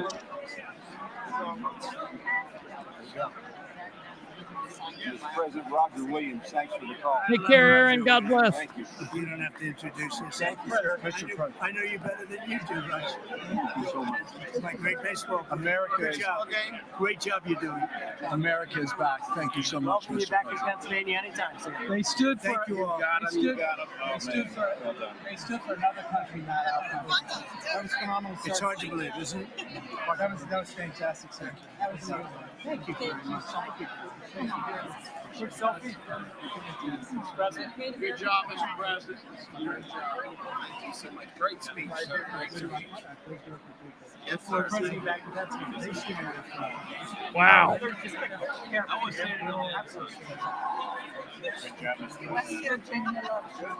good. How you doing? Good? Did you get a chance to shake his hand earlier? Do you want me to get a picture of you shaking his hand or anything? You're good. Thank you so much. Let's do bio. Thank you, darling. Great, sir. Thank you. I love you. Best speech on the board ever. Yeah, it was so good. Thank you. So good. Hey, you rocked it, Mr. President. We're with you. 100%. Crushed. Really good. It was Congratulations. awesome. Best speech ever. Thank you so much. It was. That's the best. Mr. President, that was a great. That was awesome. I knew it was her.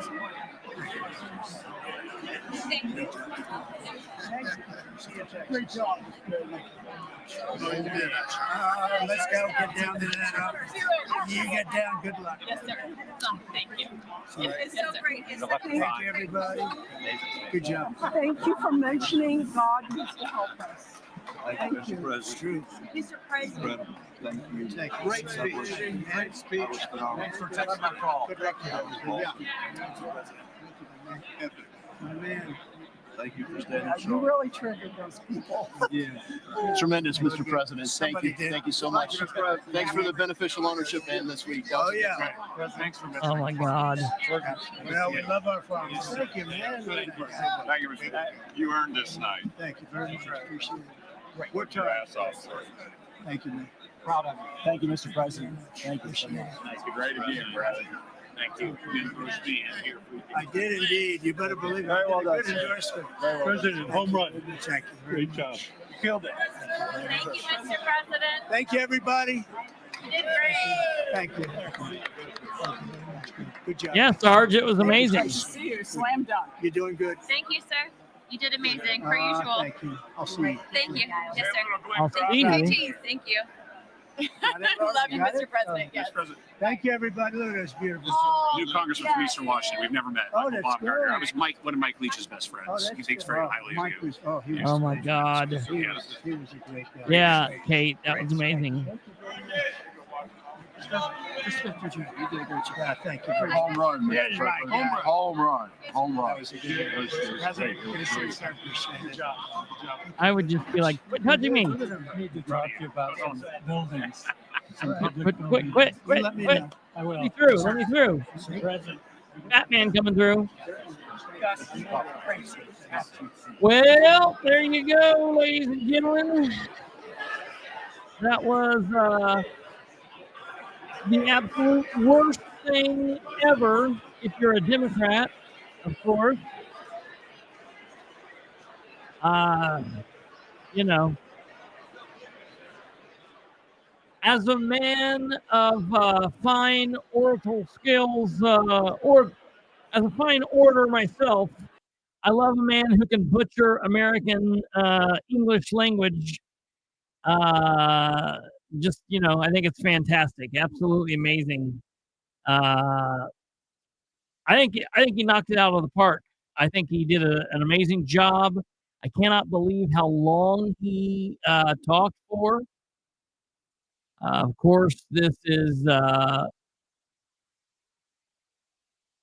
whoa, hold on here. Look at this. The House will be in order. For what purpose does the gentleman from Louisiana seek recognition? Wait a minute. Speaker, I move that the message of the president be referred to the committee of the whole House on the State of the Union and ordered printed. Without objection.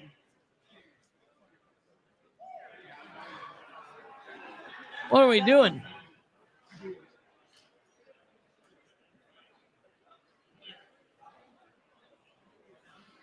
This is one of those people that's getting checked. That's like 235 years old.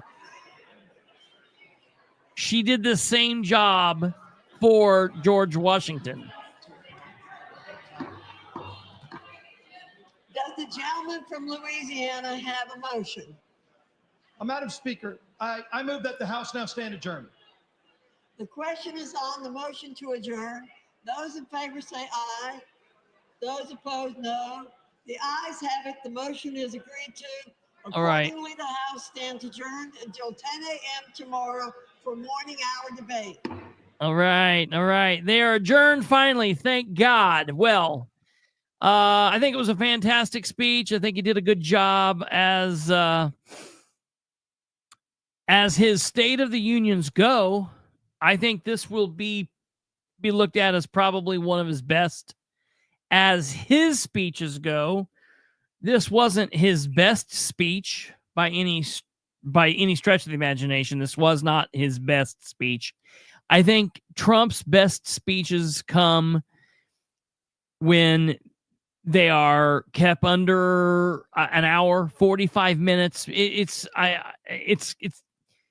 was listening to a local radio program out of Indianapolis today, and they were talking about concerts, going to concerts and people who listen to live music, and how unless you're just a major fan of music, that a lot of times going to concerts, it's kind of like Christmas Day.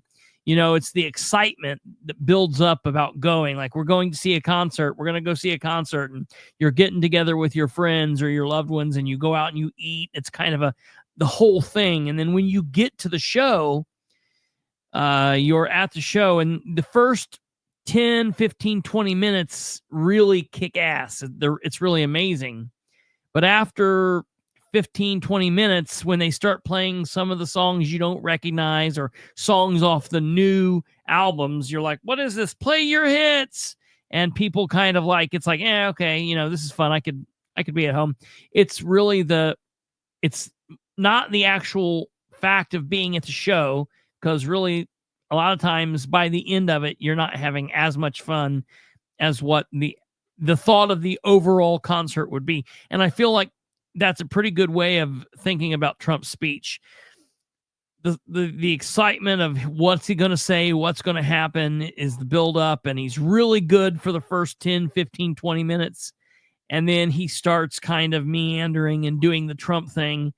And so, you know, I think that this was definitely a good speech. It's just not one of his best. And, but I will say that I think it's the best State of the Union that he has given. And I do not believe that there will be a rebuttal to this. I think that the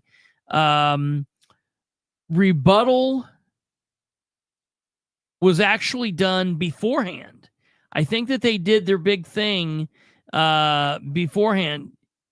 Yeah, he specifically mentioned Ukraine. He mentioned Ukraine when he specifically talked about Zelensky writing him a letter and saying that he's ready to sign a deal and that peace is coming. He mentioned that. Let me see at what point did he mention that. He mentioned that within the last 30 minutes. Within the last 30 minutes, he mentioned it. You must have stood up and took a bathroom break or something during that time, but he did mention it. I'm not crazy, Kate. He did mention that, right? I thought he did. I thought he did. Okay. So they're actually doing the and for Catherine in the house. I don't know if I think Catherine left out. We were watching Fox. That was Fox the whole time. Except for the middle part, the very beginning part there, that CNN was on the screen. Our feed was from Fox the whole time. I loved when Catherine said he's more tan on Fox. And when Catherine said that, we were watching Fox. So good times. I'm watching Fox too, and I definitely am not seeing a rebuttal. Who's giving the rebuttal?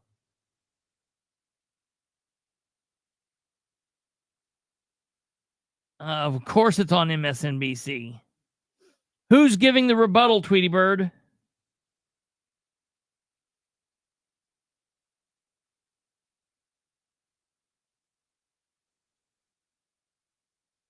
Yeah, that was definitely cool. What he did to the children and those folks.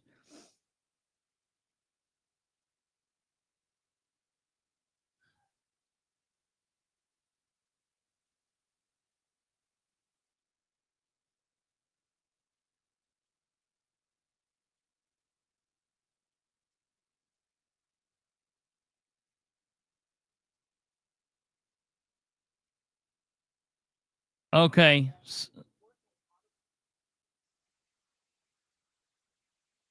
Stand by. And in order to expand and protect the middle class, we have to do a few basic things. Most money on groceries, housing, healthcare. We need to make more things in America with good paying union jobs and bring our supply chains back home from places like China. From Michigan. We need to give American businesses the certainty they need to invest and create the jobs of the future. And we need a tax system that's fair for people who don't happen to make $1 billion. Look, the president talked a big game on the economy, but it's always important to read the fine print. So, do his plans actually help Americans get ahead? Not even close. President Trump is trying to deliver an unprecedented giveaway to his billionaire friends. He's on the hunt to find trillions of dollars to pass along to the wealthiest in America. And to do that, he's going to make you pay in every part of your life. Grocery and home prices are going up, not down, and he hasn't laid out a credible plan to deal with either of those. His tariffs on allies like Canada will raise prices on energy, lumber, and cars, and start a trade war that will hurt manufacturing and farmers. Your premiums and prescriptions will cost more because the math on his proposals doesn't work without going after your health care. Meanwhile, for those keeping score, the national debt is going up, not down. And if he's not careful, he could walk us right into a recession. And one more thing. In order to pay for his plan, he could very well come after your retirement. The Social Security, Medicare, and VA benefits you worked your whole life to earn. The president claims he won't, but Elon Musk just called Social Security the biggest Ponzi scheme of all time. While we're on the subject of Elon Musk, is there anyone in America who is comfortable with him and his gang of 20-year-olds using their own computer servers to poke through your tax returns, your health information, and your bank accounts? No oversight, no protections against cyber attacks. I don't particularly care. No guardrails on what they do with your private data. We need a more efficient government. You want to cut waste? I'll help you do it. But change doesn't need to be chaotic or make us less safe. The mindless firing of people who work to protect our nuclear weapons, keep our planes from crashing, and conduct the research that finds the cure for cancer, only to rehire them 2 days later. No CEO in America could do that without being summarily fired. I mean, this is. Okay, so we've talked about fear. How about national security? Let's start with the border. As someone who spent my whole career protecting our homeland, every country deserves to know who and what is coming across its border, period. Democrats and Republicans should all be for that. But securing the border without actually fixing our broken immigration system is dealing with the symptom and not the disease. America is a nation of immigrants. We need a functional system keyed to the needs of our economy that allows vetted people to come and work here legally. So I look forward to the president's plan on that. Because here's the thing. Today's world is deeply interconnected. Migration, cyber threats, AI, environmental destruction, terrorism. One nation cannot face these issues alone. We need friends in all corners, and our safety depends on it. President Trump loves to say peace through strength. That's actually a line he stole from Ronald Reagan. But let me tell you, after the spectacle that just took place in the Oval Office last week, Reagan must be rolling in his grave. We all want an end to the war in Ukraine, but Reagan understood that true strength required America to combine our military and economic might with moral clarity. And that scene in the Oval Office wasn't just a bad episode of reality TV. It summed up Trump's whole approach to the world. He believes in cozying up to dictators like Vladimir Putin and kicking our friends like the Canadians in the teeth. He sees American leadership as merely a series of real estate transactions. As a Cold War kid, I'm thankful it was Reagan and not Trump in office in the 1980s. Trump would have lost us the Cold War. Donald Trump's actions suggest that in his heart, he doesn't believe we're an exceptional nation. He clearly doesn't think we should lead the world. Look, America is not perfect, but I stand with the majority of Americans who believe we are still exceptional, unparalleled. And I would rather have American leadership over Chinese or Russian leadership any I day don't of believe the week. that's... Because for generations, America has offered something better. Our security and our prosperity, yes, but our democracy, our very system of government, has been the aspiration of the world. And right now, it's at risk. It's at risk when the president decides you can pick and choose what rules you want to follow. And that when he 100-year-old ignores getting court orders from the SS is Constitution fantastic. itself, or when What elected about leaders the stand by and just let it happen. 200-year-old getting it? What about But the it's also at risk when the 140-year-old getting it? president pits Americans against each other, when he demonizes those who are different and tells certain people they shouldn't be included. Because America is not just a patch of land between two oceans. We are more than that. Generations have fought and died to secure the fundamental rights that define us. Those rights and the fight for them make us who we are. We're a nation of strivers, risk takers, It's a lie. innovators, and we are never satisfied. That is America's superpower. And look, I've lived and Are you worked in many serious? countries. I've seen democracies flicker out. I've seen what life is like when a government is rigged. You're from Delaware You can't County, open a business Indiana, without and you paying don't off a corrupt believe that official. government You can can't have corruption criticize like the guys that? in charge without getting a knock at the door in the middle of the night. So as much as we need to make our government more Do you have responsive proof to our of, lives like, today, how's it a lie? don't Like, what? for one moment fool yourself that democracy isn't precious and worth saving. But how do we actually do that? I know a lot of you have been asking that question. First, don't tune out. It's easy to be exhausted, but America needs you now more than ever. If previous generations had not fought for this democracy, where would we be today? Second, hold your elected officials, including me, accountable. Watch how they're voting. Go to town halls and demand they take action. That's as American as apple pie. Third, organize. Pick just one issue you're passionate about and engage. And doom scrolling doesn't count. Join a group that cares about your issue and act. And if you can't find one, start one. Some of the most important movements in our history have come from the bottom up. In closing, we all know that our country is going through something right now. We're not sure what the next day is going to hold, let alone the next decade. But this isn't the first time we've experienced significant and tumultuous change as a country. I'm a student of history. Good, she's and wrapping we've gone up. through periods of political instability before. And ultimately, we've chosen to keep changing this country for the better. But every single time, we've only gotten through those moments because of two things: engaged citizens and principled leaders. Engaged citizens who do a little bit more than they're used to doing to fight for the things that they care about, and principled leaders who are ready to receive the ball and do something about it. So thank you tonight for caring about your country. Just by watching, you qualify as engaged citizens. And I promise that I and my fellow Democrats will do everything in our power to be the principled leaders that you deserve. Good night, everyone. All right. Well, that was fun. A lot of fear there. I mean, a lot of fear pushed into that. And, of course, we're just right in line with where we are. Trump says it's wrong and bad and a lie. Democrats say it's got to be true, and it goes the other way, for the people on the other side. Democrat says it's a lie. Trump, vice versa. You know, we do have to say proof. I don't believe saying, well, Trump hasn't brought the facts to my house and shown me, so I don't buy it. The other thing is, if he did do that, would you believe it? I don't know that you would believe it. So my question to someone like Tweety Bird, who I respect, is let him show proof on TV.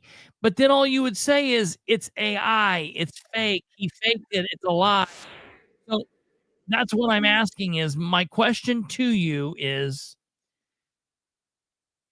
what do you need to believe that there is crazy amounts of fraud, waste, and abuse, just specifically in Social Security?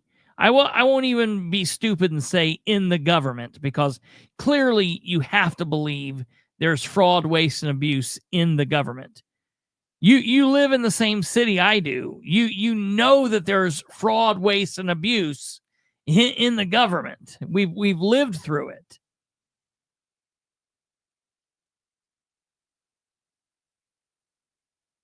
So my question is, number one,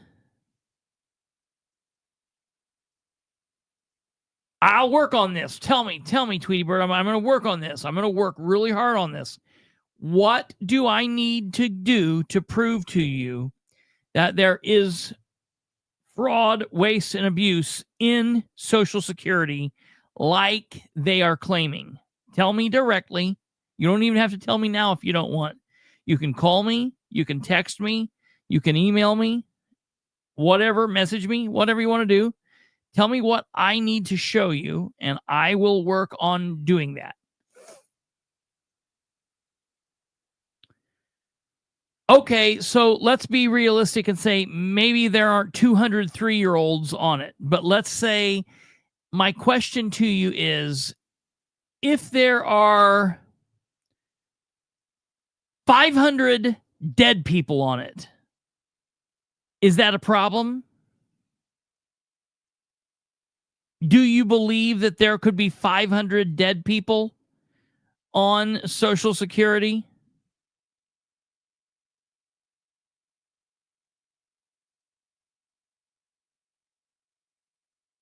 Do you believe that?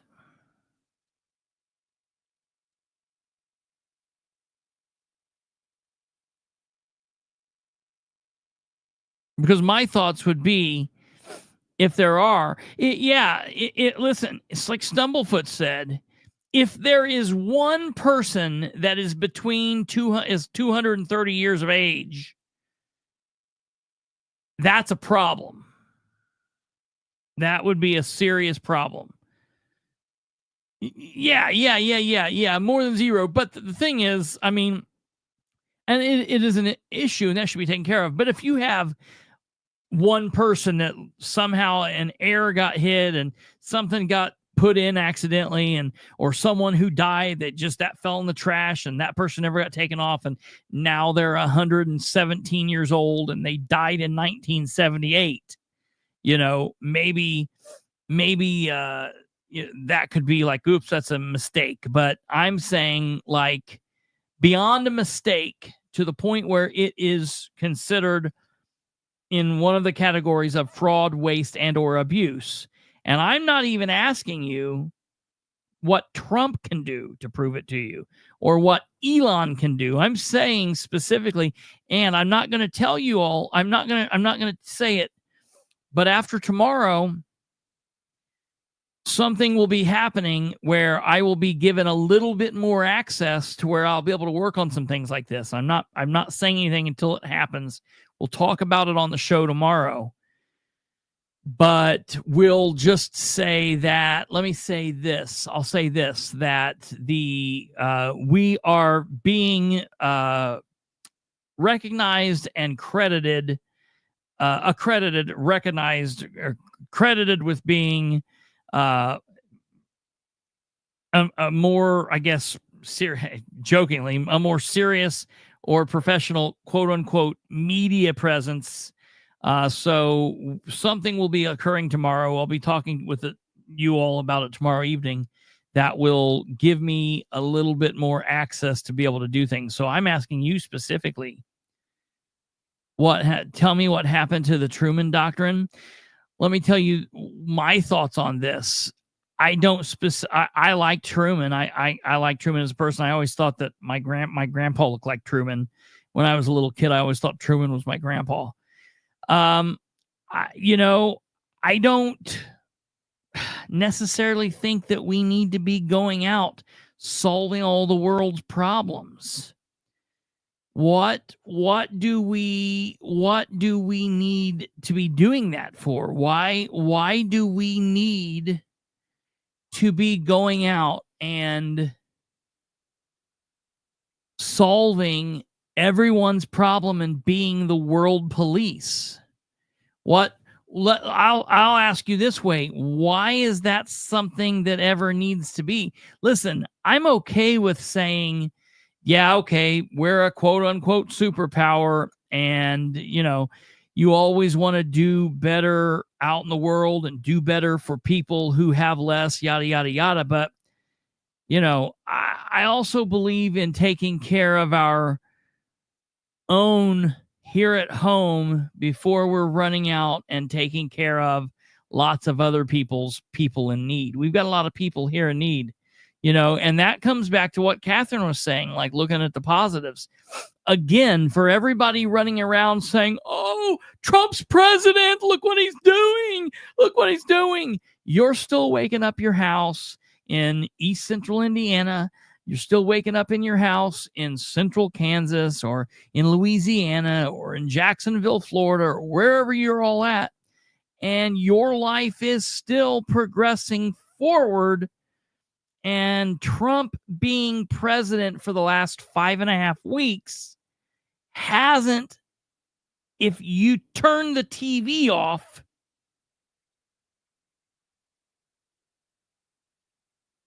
hasn't really affected you.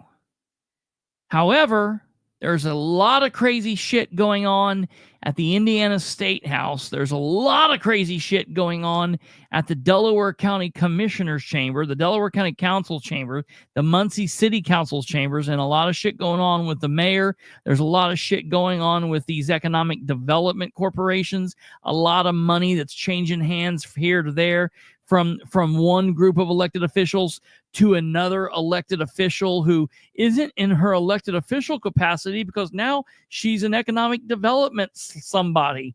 There's a lot of crazy shit going on right here at home. And for everybody that's so just absolutely out of their mind about what Trump is doing, let me welcome you into the local side of things. And again, I will say, nothing we're going to do is going to get rid of Trump now. Might as well roll on out and see what goes on. But I'll tell you what, we need to be thinking about tomorrow. And by tomorrow, I mean 4 years, 8 years, 12 years down the road. And if you want to start thinking about that, the best way to do that is injecting good, normal people into your local governments. Because if we start injecting more local, normal people into our local governments, those people will feed up to the state level, and we will then start injecting normal people into our state government, and those people will then feed up to the national level. That's how it works. You don't go from living your life in East Central Indiana and bang, you're Marjorie Taylor Greene. That generally doesn't happen. You might see a fluke here or there, but normally it's like the feeder system. So I'm telling you, where it's at, it's people need to start engaging in local politics. That is where it's at. Yes, for a while, then they stopped. That's when we started to see them as an enemy. Look, Trump is an enemy, man. Freudian slip. Putin is an enemy. Putin is an enemy. He's not an enemy, okay? we are not helping Russia.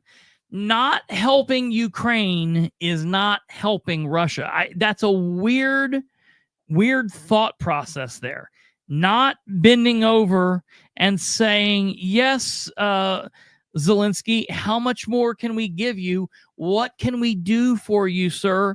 That does not equate to helping Russia. It just means we're not helping Ukraine.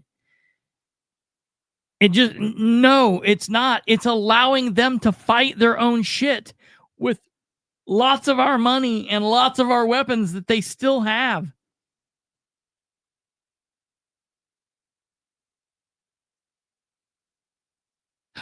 No. So you mean to tell me, okay, let me break it down to you like this.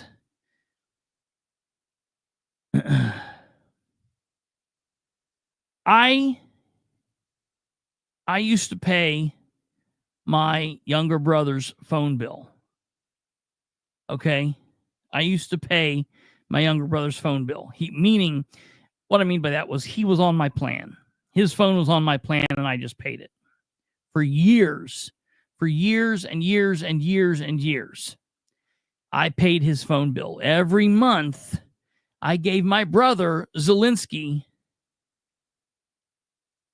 money. Okay? And one day, I stopped giving him money. And the reason is he and his wife wanted to get new phones and wanted to do a whole new thing. And he went into law enforcement, so he gets a discount. So they just jumped off my he jumped off my plan and went into his own plan. No big deal. Because I'm not giving my brother money now, does that mean I'm giving you that money? I'm not giving you that money because I'm no longer giving it to him. And I know that's really stupid, and you and my brother aren't fighting. But the point is, just because we're not giving money to Zelensky, and because we're not giving weapons to him, and because we made him, we dog walked him out of the White House the other day, that doesn't mean that we're helping Putin. It just means Zelensky had a difficult meeting the other day. And you know what happened? You know what happened the other day? Who's our ally? They're not in NATO. That's the reason they shouldn't be in NATO. I've never heard that Ukraine is our ally. I don't know why would anybody think that? What?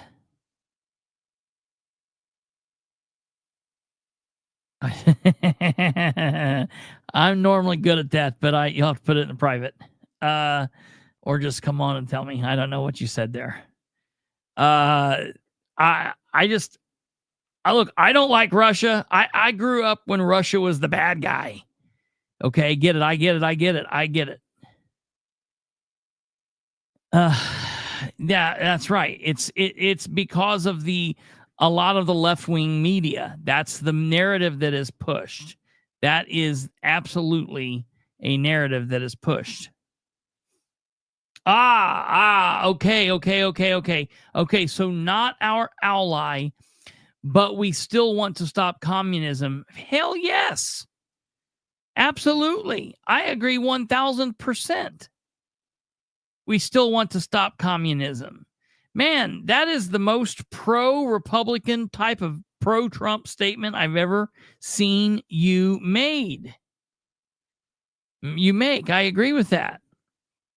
I love that. I love that you agree with that. We do want to stop communism.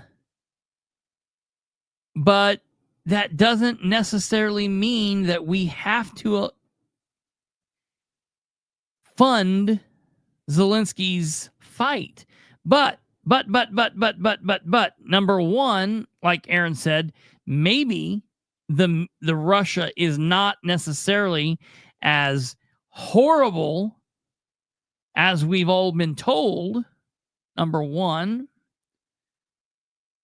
Okay, there is possibility that Russia is not as bad It's also we also have the ability for Zelensky and Ukrainians to not be as, defenseless and good, or whatever. They're various people. I would say there's good and bad on both sides of that.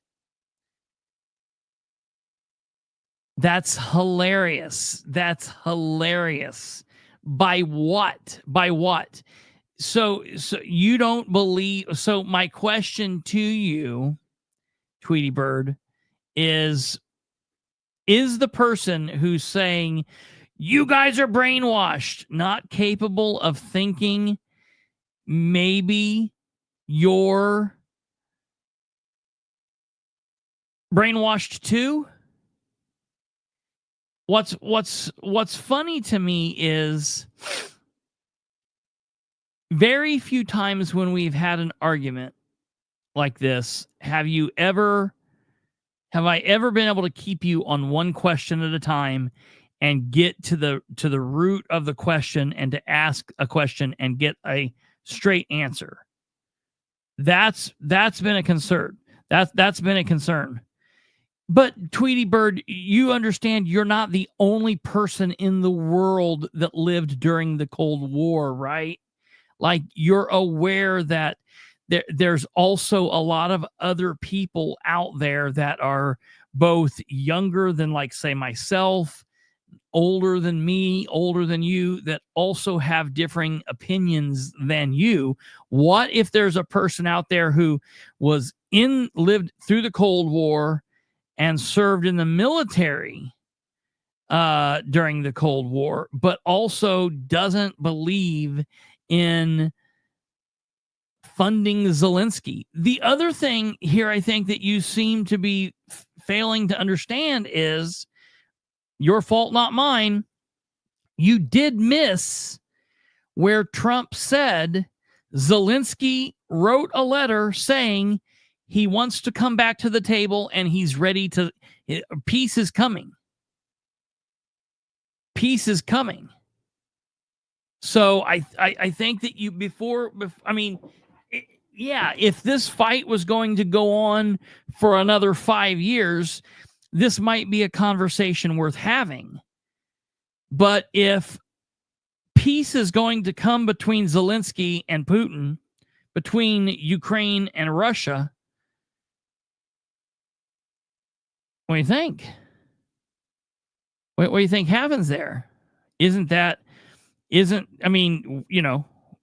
be good? And imagine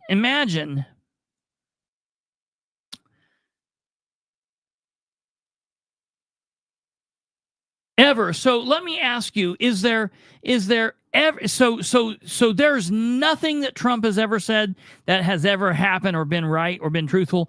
Everything. So you're Pull up Zelensky's X. What? Pull up Zelensky's X account. Now let me go here. Yeah, I'll do that right now. I just was on it the other day. I got it right here. So while I'm pulling this up, Tweety Bird, let me ask you this. All right, so you're saying you don't believe anything Trump has ever said. You're against everything, and everything he says is wrong, a lie, or cannot be correct, right? And I can't see you at the moment, so stand by. I've got to reload this.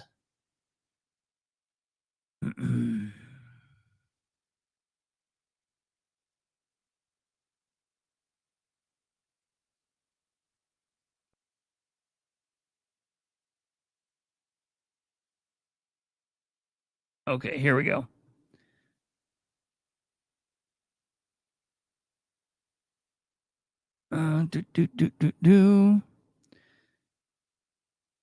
Okay.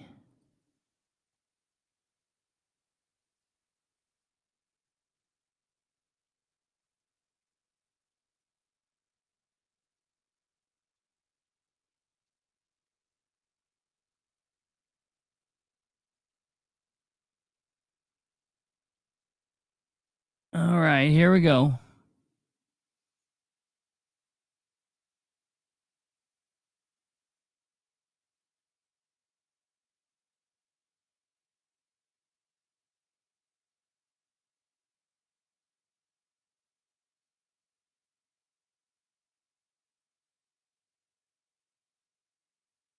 Hold on, Kate.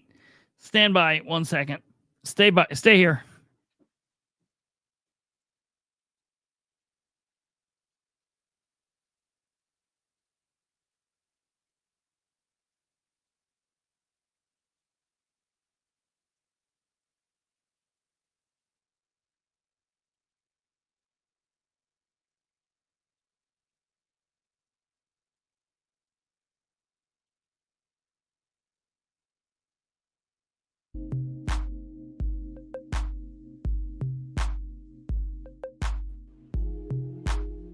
Maybe if we play Brando's music, we can get him to appear.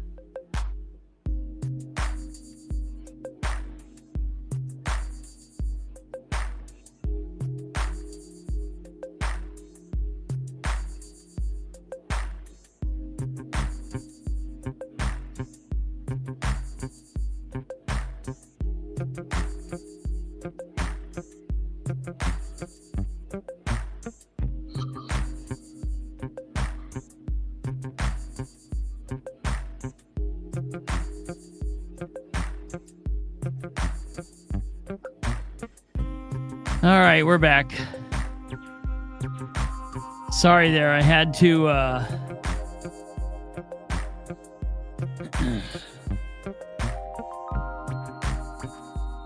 get a dog that was trapped downstairs.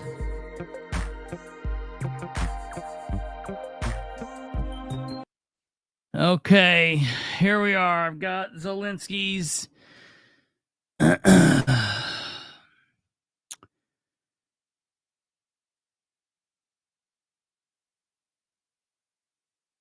sharing the tab.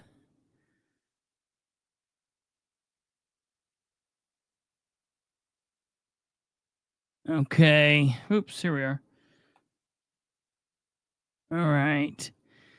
Pull this up. Here we go.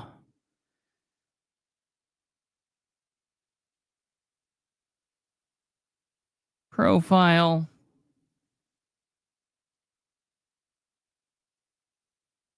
Okay, let's find out where I've got him right here.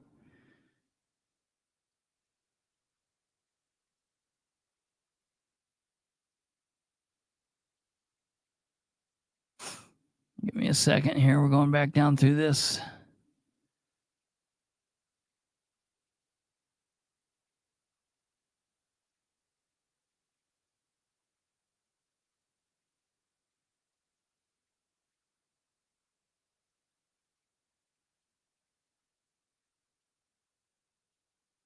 Okay, so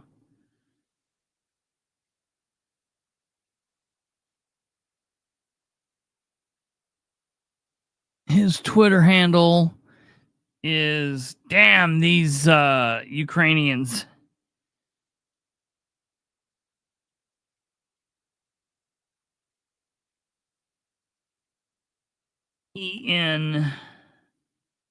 ENSKYYUA.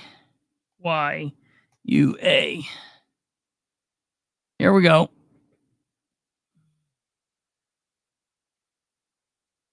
Make it to where we can see it here.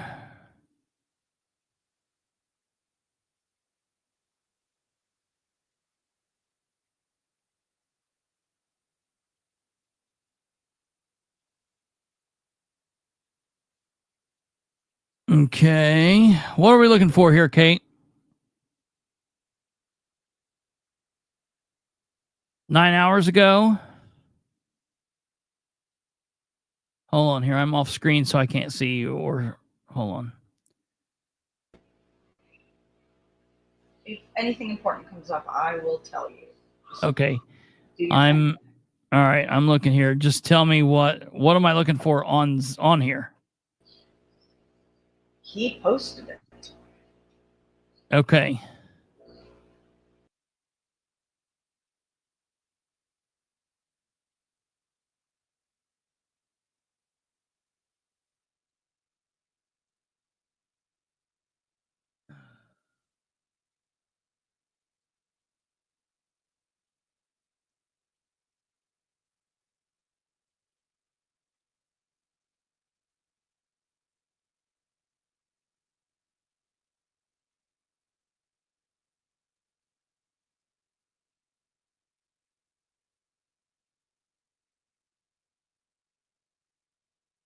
Get it this way here since we're having a problem with that one.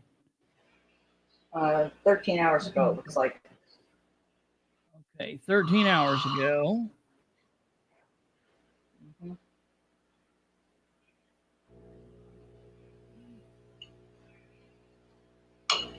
And we'll come back here and we'll hit stop sharing. Do this one.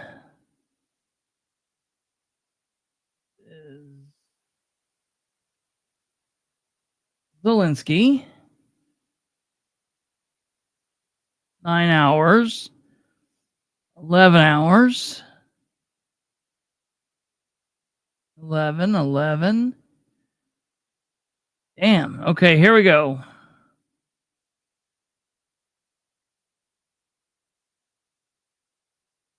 Is this it? Is this what we're looking for here? I want to emphasize once again that Ukraine strives for peace. None of us want endless war. Ukraine is ready to sit down at the negotiating table as soon as possible to bring a lasting peace closer.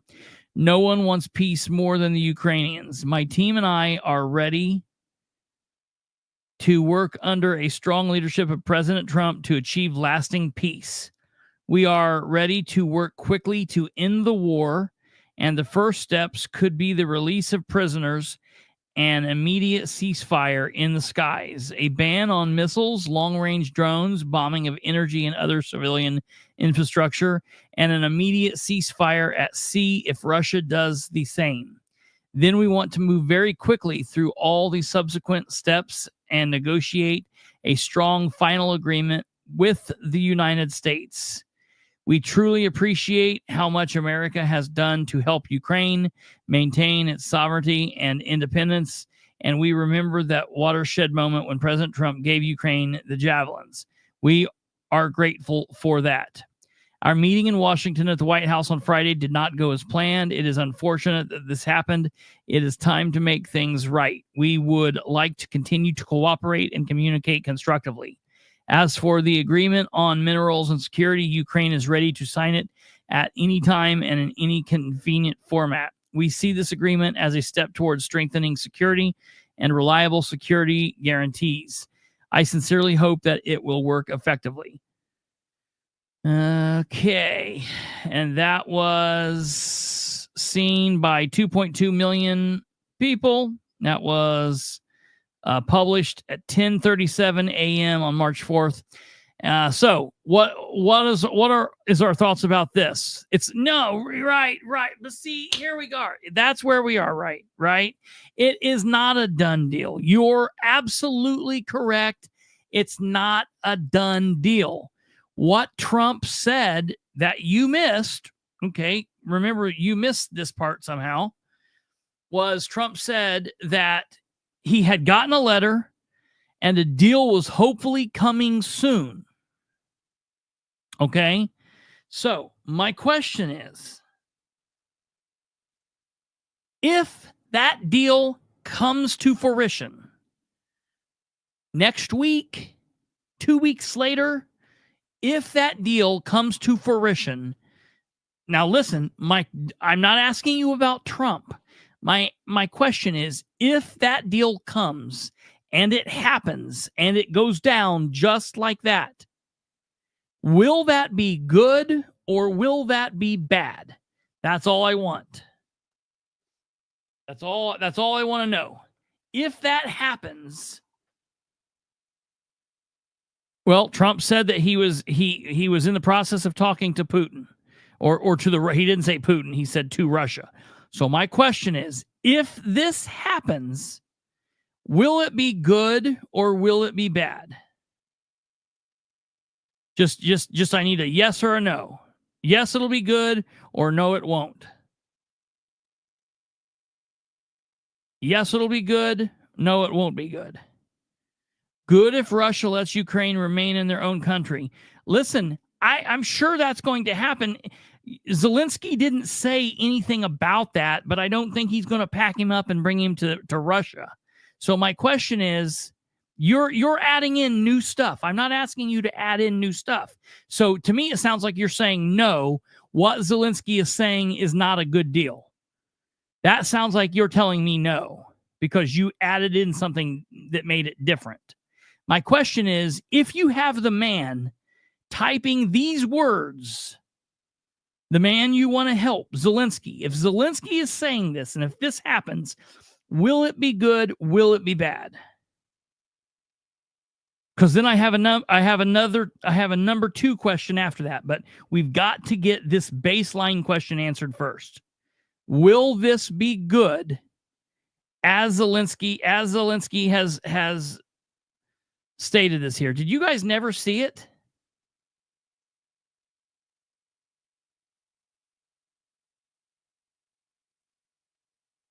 Okay, but like, is it impossible for you? Oh, I get that. Listen, I understand you hate Trump. I don't believe that you hate me. My question is it possible for you to just answer me? I mean, is it impossible? I feel like it's impossible because this is where we are always at. You don't want to answer me just yes or no. I'm just trying to make it really simple. The question is, if that deal goes through as the president of Ukraine has wrote that there, is that good? Or no, you didn't. I don't see a yes or a no there anywhere. You said good and then added some extra words. I'm asking you not to add any extra words. I'm saying this deal, see ya. If this deal happens as it goes, as it is on that page, is that good? Is that bad? It is a yes, it's good, or no, it's not good. I'm just trying to get that under, because there's a second question, but we can never get to the second question because we can never get the first question answered. Okay, well, all right.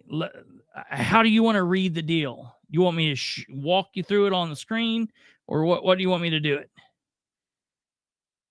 You want me to read it to you again and put it up here?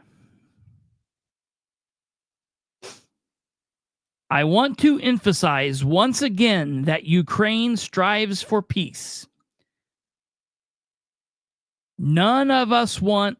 Okay, all right. Do you have it on your page, or do I need to scroll it?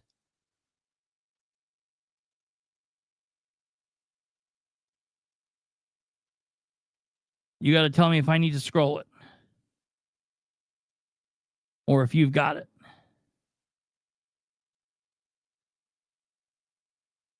Okay, here we go. I'm gonna scroll some here.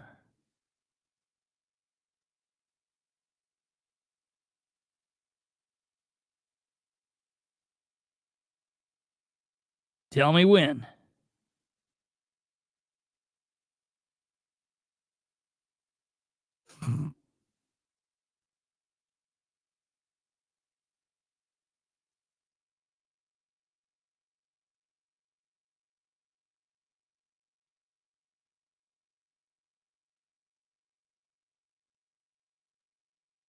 This is riveting TV, folks.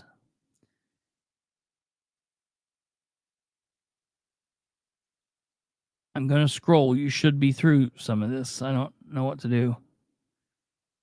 This is just for one person here. Currently 316 people between YouTube and Rumble, and about 500 people on X are watching. All right, we're not done. We're not done. We're not done. You're not done yet. You got to read more. You got to read more. You got to read more. Are you done with this? So are you telling me that you don't need to see any more of this? Okay, there's the end. Have you read all of this? Or is it safe to ask you the question?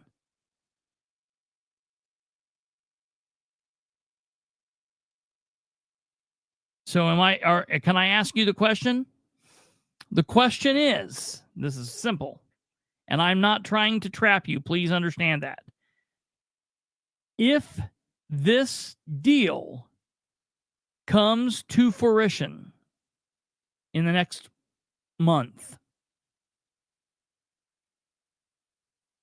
will that be good or not? So yes, it'll be good, or no, it won't be good.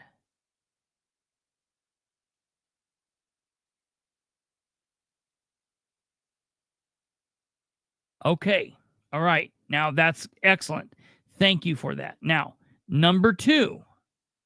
So, if this is a deal that gets done as it is, as you just read it, which you said would be good, would that be something that you could then admit that Trump and Zelensky and Putin, the three of them, did, and it resulted in something good for Ukraine, for Russia, for the world? Would it be something good? That would you be able to admit that Trump was involved in something good?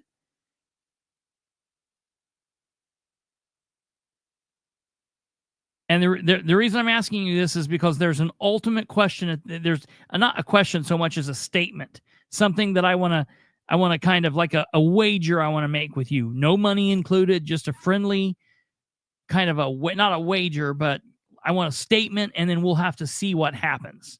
But I need to know before we can move forward. It's like a 3-parter here. So you've answered part 1. I see it as 2 bullies against a guy against the wall. Okay, so then, all right. So you're backtracking on your deal. So this won't be good. This won't be good. So it won't be something so you don't truly believe it's good for, that's what I thought. So there's nothing, let me ask you. So did you see the part of the speech tonight where Trump did what all presidents do, and they brought the little kid that has brain cancer, and they had him, and he was given Secret Service credentials? Did you see that? Did you see that thing with the little kid with that? I'm just trying to find out if you can admit that Trump is capable of any goodness, or is it all bad? I'm trying to see what we're dealing with here.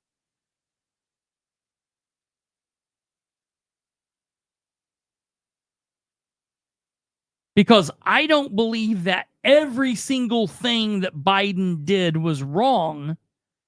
I don't like a lot of what he did, but there were aspects that I can agree that say, okay, that made sense, or this made sense. But I feel like my fear is that you can't, or you people like you can't say that. And if that's the case, then it's not a political issue. It goes past a political issue. That's my concern. My concern is we're not talking politics. We're talking, you just don't like him because of his personality, and I get that. There's a lot of people don't like him because of his personality. There are things about Trump's personality I don't like. But I also don't give a shit about his personality if in the long term things are better.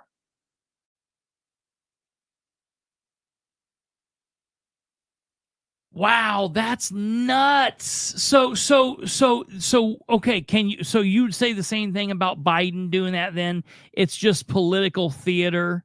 It's just, cuz all of them do that. Look, they all do that. They all do it. So then we'll agree that all politicians are, because it's not just Trump, right? It's all politicians. All politicians are just complete pieces of shit, and basically nobody cares, because that's the thing, right? So yeah, but right, you're aware that that's not just,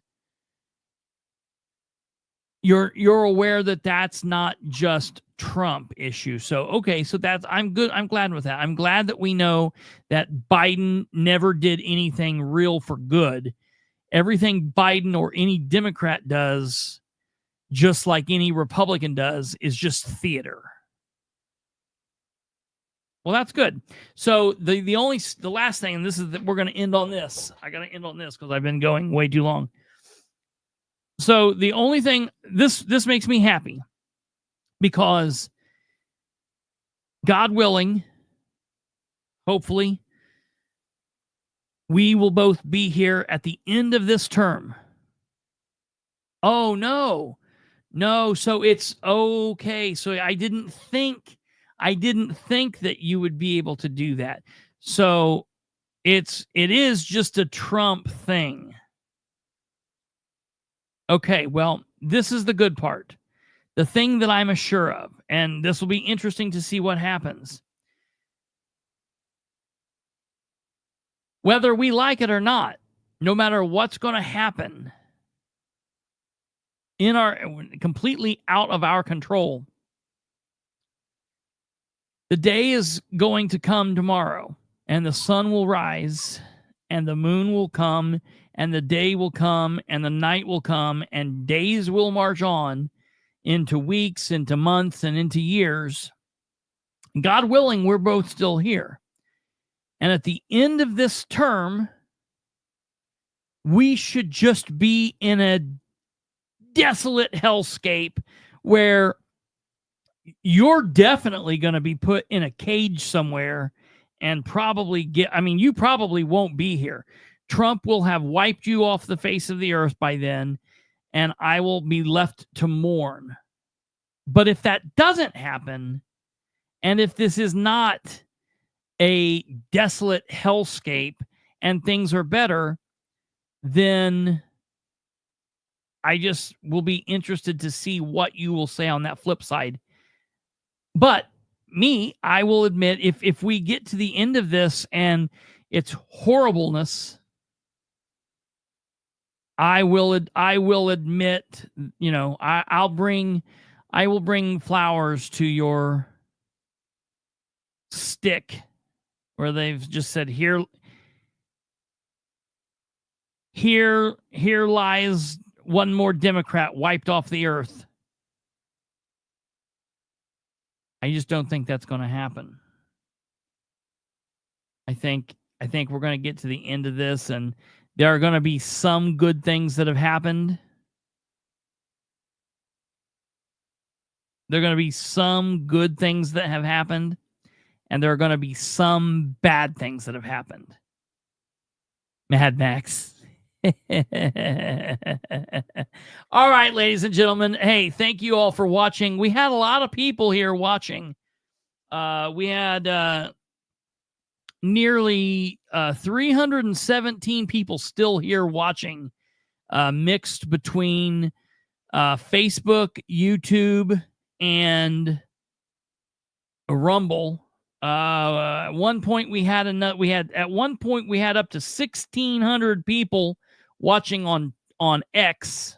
So thank you for the live people from X watching. If any of you have received anything from this, if you got anything out of this, I would ask that you come back. We talk about local, state, and national politics here. We're based out of East Central Indiana. This is the Political Spotlight. My name is Kristopher H. Bilbrey. Your producer is Producer Kate. We have another co-host. He's MIA at the moment. He's going back to school and becoming smarter and better and stronger. And so he'll be back in at some point. His name's Brandon Rudd.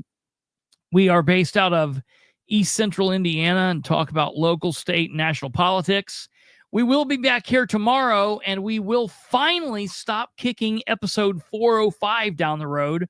We will do episode 405 tomorrow. I think Audie Barber is going to come on with us, so that'll be crazy. So we'll tune in for that. If you would, before you leave, wherever you're at, hit the like, share, subscribe, do whatever. Give us that thumb.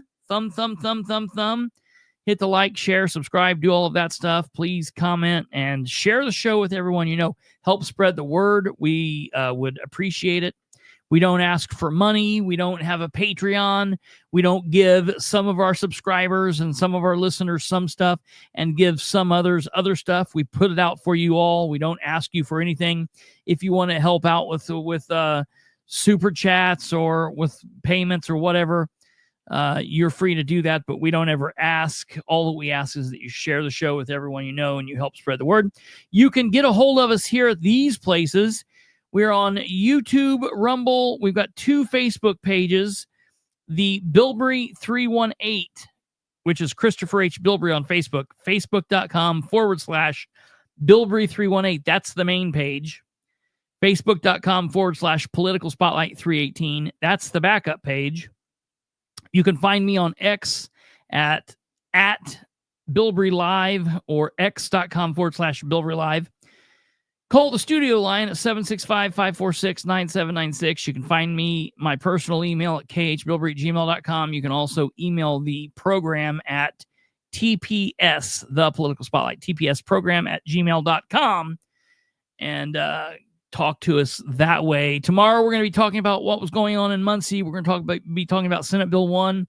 We're also going to be talking about Senate Bill 1, which will be in hearing tomorrow down at the State House. I'll also be telling you guys some new news here that the Political Spotlight got, which is going to make us stronger, bigger, better. So you'll have to tune in for all of that. That's going to be some pretty good news here, that we are recognized a little bit. We are recognized a little further out of the nest, which is always a good thing. So tune in for that. And I think that's it. All right. You guys take care. God bless. Have a wonderful, wonderful, wonderful rest of your, it's tomorrow already. We'll have a happy good morning. Take care. God bless. Good night. And we'll see you today at 9 p.m. Eastern. And if I can, Kate's gone, so I can't figure out how to do any of this stuff. She left. She's like, I can't deal with this Bilbrey and Tweety Bird bullshit. So, all right, take care. Good night. God bless. Thank you for watching this special episode of the Political Spotlight. We will return with more live political commentary soon. Please like, subscribe, and share the show with everyone you know. The Political Spotlight is live Sunday through Thursday at 9 p.m. Eastern. And you can find us on Facebook, which that's going to be going away soon. The Facebook videos are going to be going away soon. I'll talk about that more in the future. But you can find us at our home base of YouTube, Rumble, X. That's all the Political Spotlight. Okay? Take care. Good night. Goodbye.